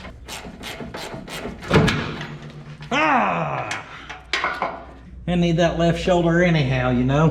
Hey, I caught that thing. Look at my gearbox. It's old and worn out, leaking. As you can see, I'd caught some, kind of most of the fluid, roughly. And overall, I think that is complete teardown, other than our rubber brake hoses are still attached. Earlier I did clean up this cross member a little bit. As you can tell with our air hammer, it's not perfect, but it's a lot better than it was. Here's a good example of what was coming out of that cross member. Welcome back for more behind the scenes action, folks. I was trying to knock out this A-arm. These bushings, guys, this end is a little dried up, as you can see. But when you go to cut into that and get in there, that's some good rubber. These really don't need to replace, but we're too deep now, okay? We gotta do them. We gotta do them based off principle alone. The way I got that side out was using my friend torch here. Well, guess what I ran out of? That's right, oxygen. So I gotta go get it. And when I'm out, I don't know where I'm gonna find one, but I'm gonna desperately look for a better air hammer than our $12 one to see if I can't expedite this process. We've done enough of these things. I need something better than what we've been doing, because I'm putting us seriously behind, which goes perfect with being behind from everything else over going on by the house that's going wrong. Just buckle that up safely. 30 minutes is what it took to exchange one cylinder of oxygen. 30 minutes. You can tell them exactly. Guys, it should not be that hard. I know every time I gotta come up here, I'm losing half an hour. And that don't even include the driving. I did go look to see if they had a better air hammer, and I doubt this one's gonna be significantly a whole lot better than what we got. Fun fact, these things don't play no games. Come on now, we got falling parts. Everything's falling apart around here. Best way I found is to heat this up with the torch, where we can then air hammer it in. Speaking of air hammers, this turd is an absolute joke. We're gonna have to take it back and get our money back.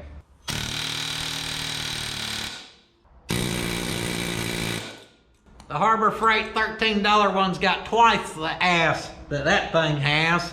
What a joke. Put these on down here where I can see when I'm torching. This is like trifocal, okay? That bushing's on fire. Oh, it's on fire. Y'all be safe out there, okay?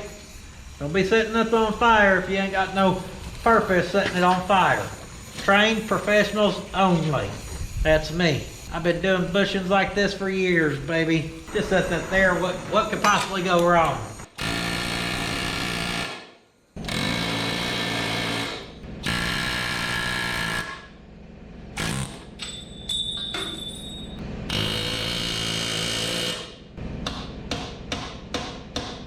We're starting to move. So on the back side of these, where are they? So right there, you can see that part of the bushing. It's flared out. There's one. I put about 3 or 4 of them on there. There's another spot where you want to knock them in for sure, because you're not going to start moving it that way with those flared out. It'll just catch, and you'll fight them and you'll fight them. You can see where I heat that up and smash it in. That allows it to collapse some. If we would smash this edge over here, it would probably release a little more, and that would move a little easier.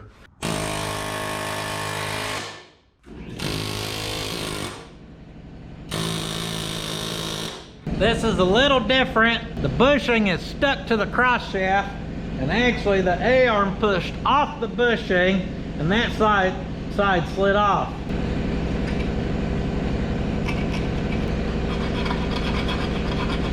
Scratch that side and that side to make sure I know that's the side it goes to, because using a marker is too easy. Now here's the deal with these. Usually spinning is what's gonna get you free. So you can see I'm spinning, but I'm also pulling. Come on, there we go. Now, that gets the rubber off. That gets the outside bushing off. What about our inner sleeve? Let me show you a little trick there.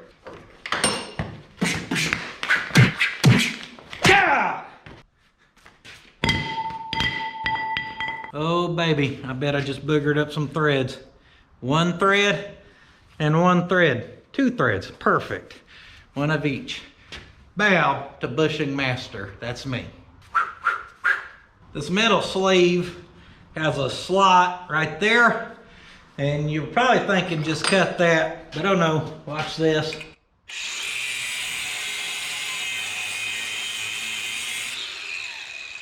put us a little nick in there. And then we can put that there.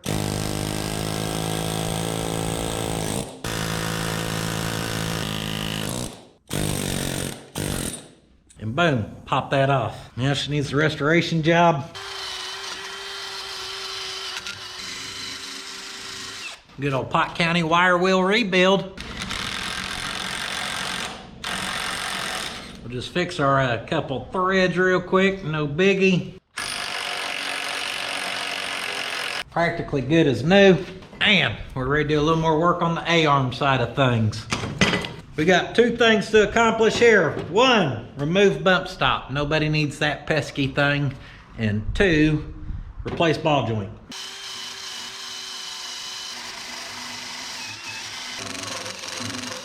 We're trying to identify some spot welds here. We're gonna actually drill these spot welds 1, 2, 3, 4, 5. And I'm not gonna drill them all the way through, just deep, about as deep as I think the metal is, enough to get most of the weld out of there.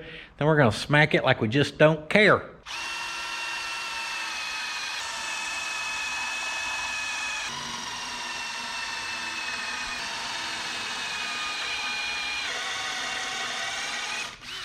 Now the secret here is to smack it back here, trying to roll it that way. As soon as we pop that one and that one, those three are just gonna give away instantly. This one's already popped. All right, it popped. Watch this. Hey! Yeah! I said yeah. What in tarnation? All right, this should be this hard. I'll quit picking on Mortski. It's karma. So I ain't got an engineering degree. I just miscalculated that. Something like that, okay? That one had a spot right there and then one right next to it. All of these actually did. See that? Except that one. That one just had a single. Damn overachiever was working that day. They must have been paying that operator per spot weld. Yeah, that's old Tony. He does twice the A-arms as everyone else in the factory. Just based off of spot welds, he does double.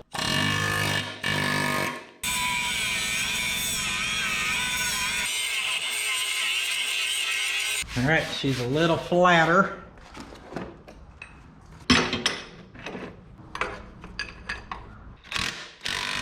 Yeah, with the old ball joint, let's give her a quick clean up. Have I mentioned for you DIYers that if you don't want to spend the time it takes to do all this, I need to look and see what they cost for this. A few places sell replacement control arms. They come painted nice already, bushings, ball joints installed. It's a simple unbolt, bolt back on, and usually if you're smart and order them ahead of time on the internet, they're about the same cost as going to the parts store and buying all the pieces to rebuild all this, and we could have simply bolted on the new ones about hours ago. But don't make it too easy on yourself, okay? Wish me luck.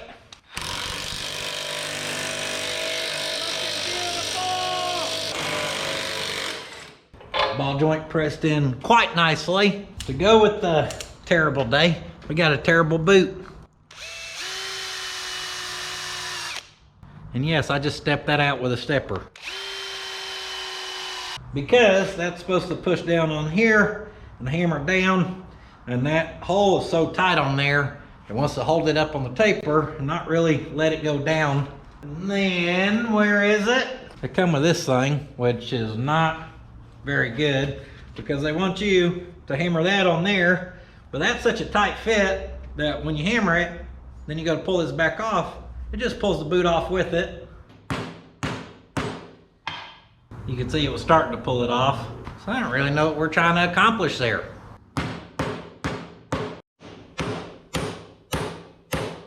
No, I certainly did not grind out any of that blue boot to try to help make it fit on this ball joint. No, I did not.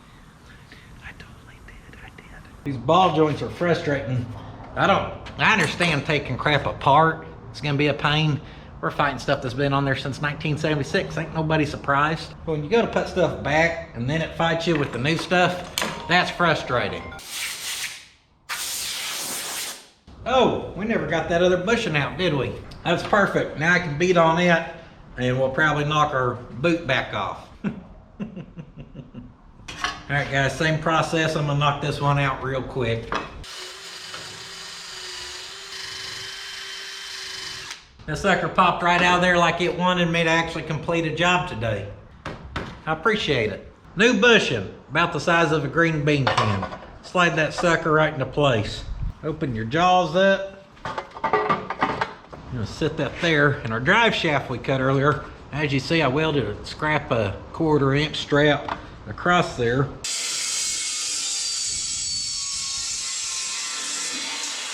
That's where I left that Christmas paper wrapper. I remember.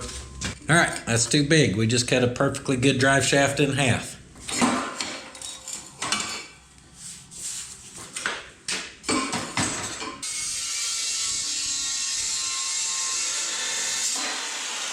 If one side don't fit, check the other side.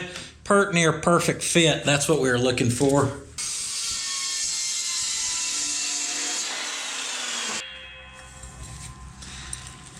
Think we can make that work. All right, what's the catch here? That fit over our other bushings. Sure enough, not fitting on these. You gotta be shitting me. This fit over them other ones. Now we're in quite the predicament. You ever get into it on a project and just wonder why you even work on cars? Why do I even do this, huh? Should have got me a job in accounting or something.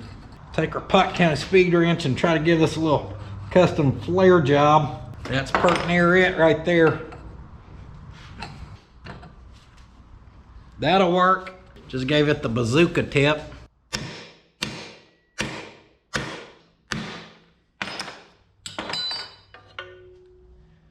That one in flush, get your cross shaft, slide it back in. Scratch marks, scratch marks. That's precision.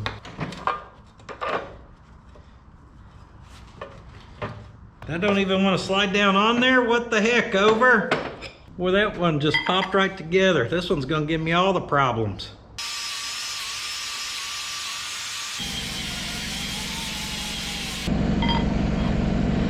That's better.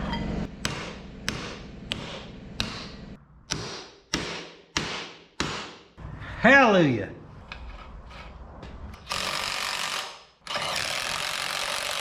Run them down, don't smoke them super tight. We'll do that with some weight on the truck. Just shove that boot back down. That's clearly not gonna stay. And the sucker's rebuilt, bump stop removed. Now we got an upper to do.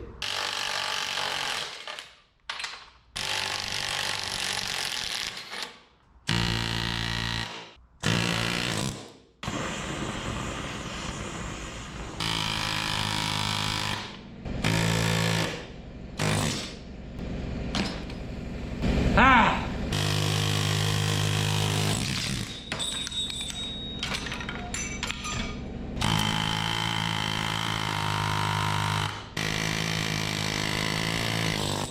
Get on out of here.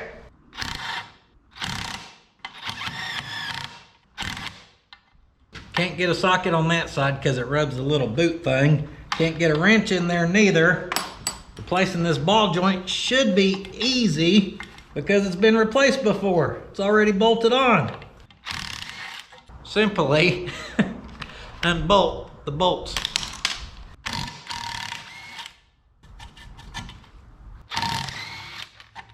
New ball joint will drop right down into place and you just bolt it back on. If yours is factory, it probably has rivets, and I've showed y'all how I do those. I think kind of like back there, you know, all kinds of ways to do it. Just get them rivets out of there.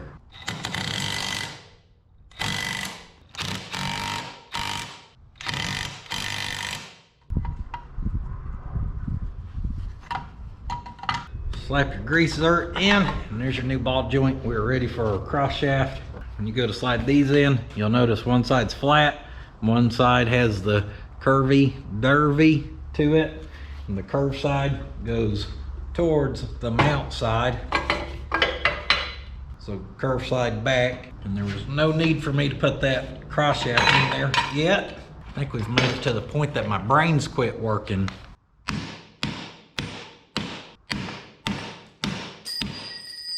I made this drive tool last time. It was a little too small. So I put this in the vise and I beat on it and flared it.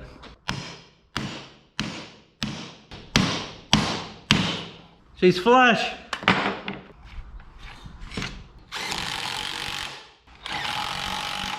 And quite simply, like that there, guys, you too can just rebuild your control arms. No big deal. Don't take hardly any energy at all. Stretch it out, big fella. Stretch it out. Yeah. Oh, no pop there. Yeah. Oh yeah, good pop. We're ready for round 4. The front one's gonna start a lot easier than the rear one, it seems like. There's a little dowel right here. And if you look at the cross shaft, there's a mark or indentation where that has to go. We're simply going the other way now. A little reinstallation. I know this could look a whole lot nicer, but guys, it does feel good after all this work when you look underneath here and you do see the bushings and they're not all dry rotted and blown out and, you know, everything else. Because looking around, that was our major concern. Clearly, that's what needed addressed on this thing. That was a very good high priority. The more you look around, the worse it gets, so don't look around, okay?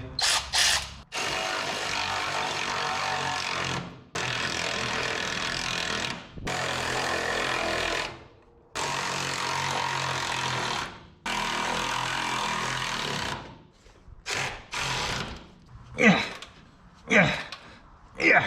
Bringing them to 110% with the old manual cranker.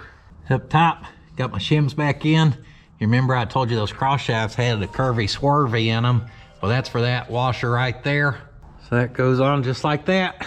I can move these wherever because these aren't tightened yet. We ain't gonna tighten them till we get a load on the suspension. You don't want to tighten that without the load on it, guys, because if you don't get it in the right position, you're gonna be putting extra wear and tear on them bushings. Then you're gonna have to be in there again. And I'd almost rather, I don't know, take a flying heel kick to the no-no square than have to do another set of bushings within, I don't know, say a month or 2 or 12, possibly 24.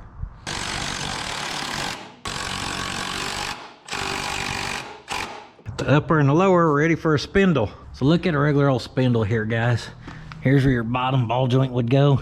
And look in relation to it where the actual spindle that sticks out. Of course, that's where everything goes on to rotate. And look at that to there, which is about, oh, say, that much worth. And now look at these drop spindles over here. And with a drop spindle, the way you get your drop is that little actual spindle location's moved up. So you see where that one's at? That's not the bottom, that's the top. Right here's the bottom. So over there, we were like, kind of like that. That one is 3 inches up. That's 3 inches of drop right there. And if you're not looking to slam your rig, you just want to drop it, but you want it to ride about like factory, right here's what you want to do, because obviously you're not changing spring or anything like that. You're just changing the rotation, centrifucation.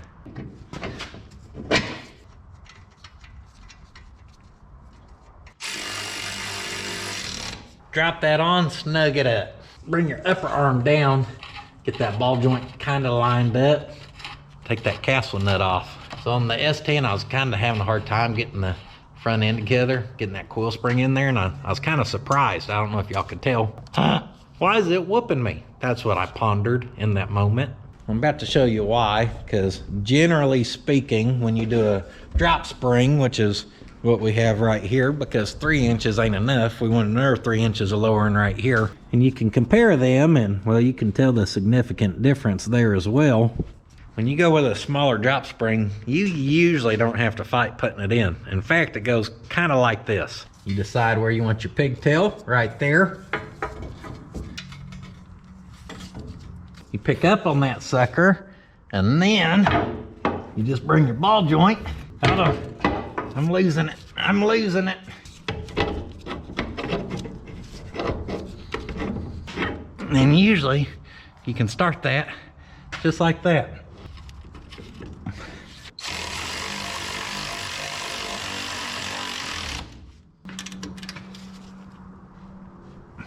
Tighten that up, getting our hole lined up. You can see how we got good crazy steering here. That's because this is a drift truck now. Pork and beans. Yeah, give it the pork and beans. That lines right up. Now she's gonna sit a whole lot lower. Here goes the messy part of getting these bearings ready to go again. I cleaned them up already. I like to use compressed air and blow that old hooky puck out of there. Seems to do a good job. Take that old glob of caramel right there and just put her in there and pack her on in.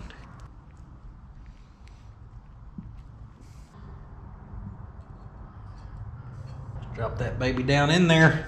I'm gonna go ahead and do the other 4 bearings, and it's the same process, and it ain't no funner to watch than that first one. Is funner even a word? Probably not. But since when have we had good English, you know what I mean? Pop our new seals in. Flip her over. Little dollop of grease. And here we go. Sure did shove a lot of grease forward, didn't it? Oh, yeah. Just shoot it right out of there. Put our little specialty washer on. And then our nut. And then our nut. I said that nut is gonna simply thread right on. The next step is to take all this off because you forgot to put your little dust shield on.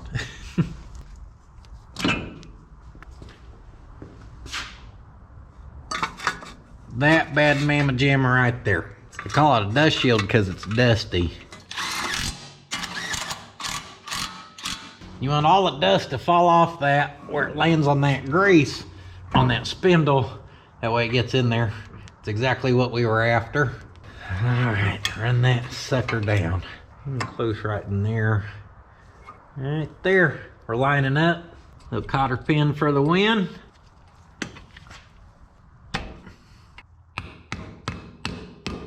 I'm gonna top that off with a beautiful cap.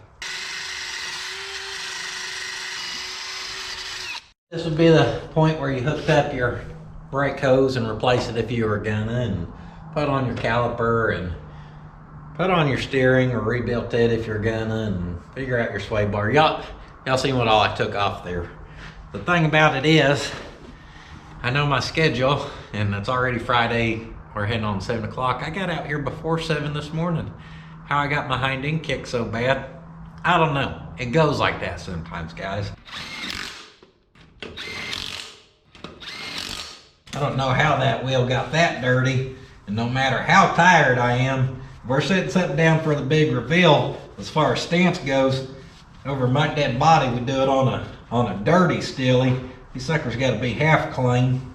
Just gotta be clean enough to trick the camera. Let's see here. I bet we gotta use the jack to get it off the lift. Woo! Keep going, baby. I think she's got more in her even. It's just, like I said, on the lift.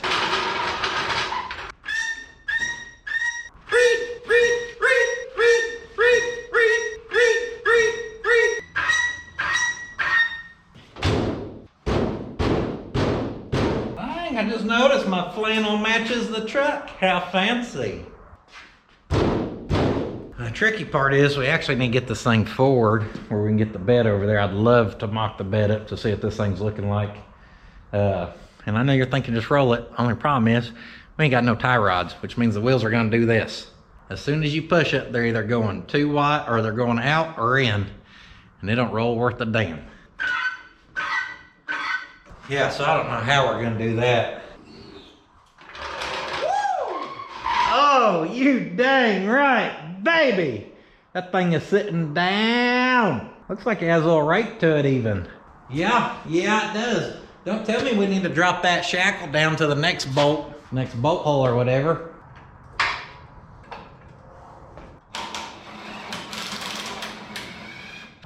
mind if I do?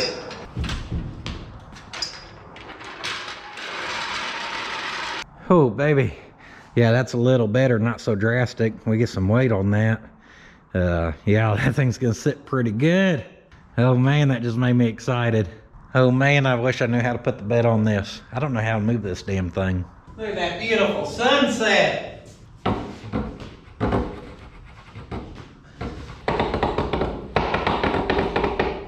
Just a few little shoves as we go.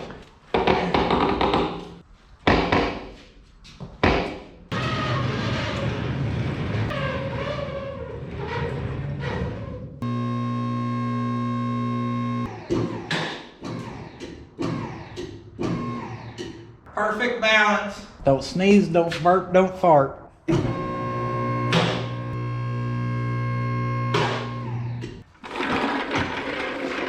Hey, I see our transmission decided it was at a good angle to leak again. Go towards the sun. Work with me here. Come on. Those things should roll no matter what way, except they're worn out and a piece of crap.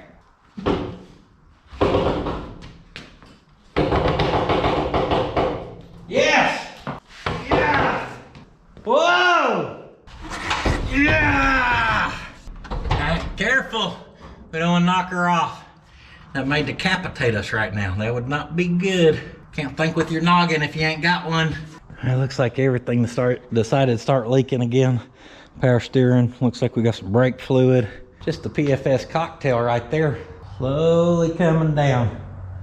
We were starting to lean forward, but I had to. I ain't in the mood. I'm just not, okay? It ain't cute or funny anymore. I've had enough.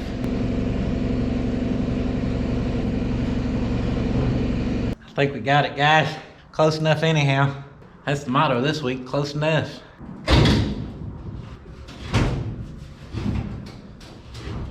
Got right in there. And we can't really judge it. One, yeah, that bed's sagging. It needs the bolts in it. Is what it is. But our front's still up right now.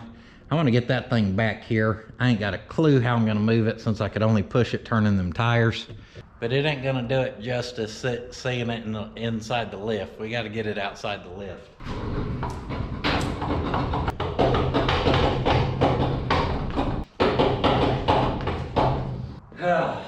I'm too worn out for this. A little lightheaded. Got a headache. I'm struggling. Heave! Ho! Heave!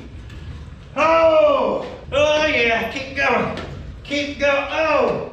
It's a bloodbath around here. Not damn outside. I even hoed the hind end plumb out the door. Oh, I got it. Let's close this garage door where we can see better and rejoice in all of our hard work. All right, Bob's Auto Sales. Let's see what you got for sale this evening for us, huh? Right here, folks. We've got a 1976 GMC S15 Sierra Classic that started its life here on this property as a forgotten, abandoned long bed with the passenger side plumb beat to crap.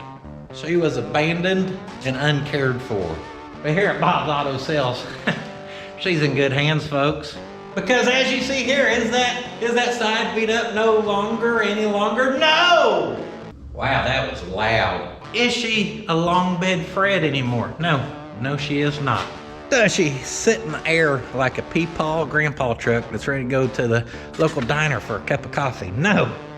Right here, guys, we have a slammed short wide GMC now.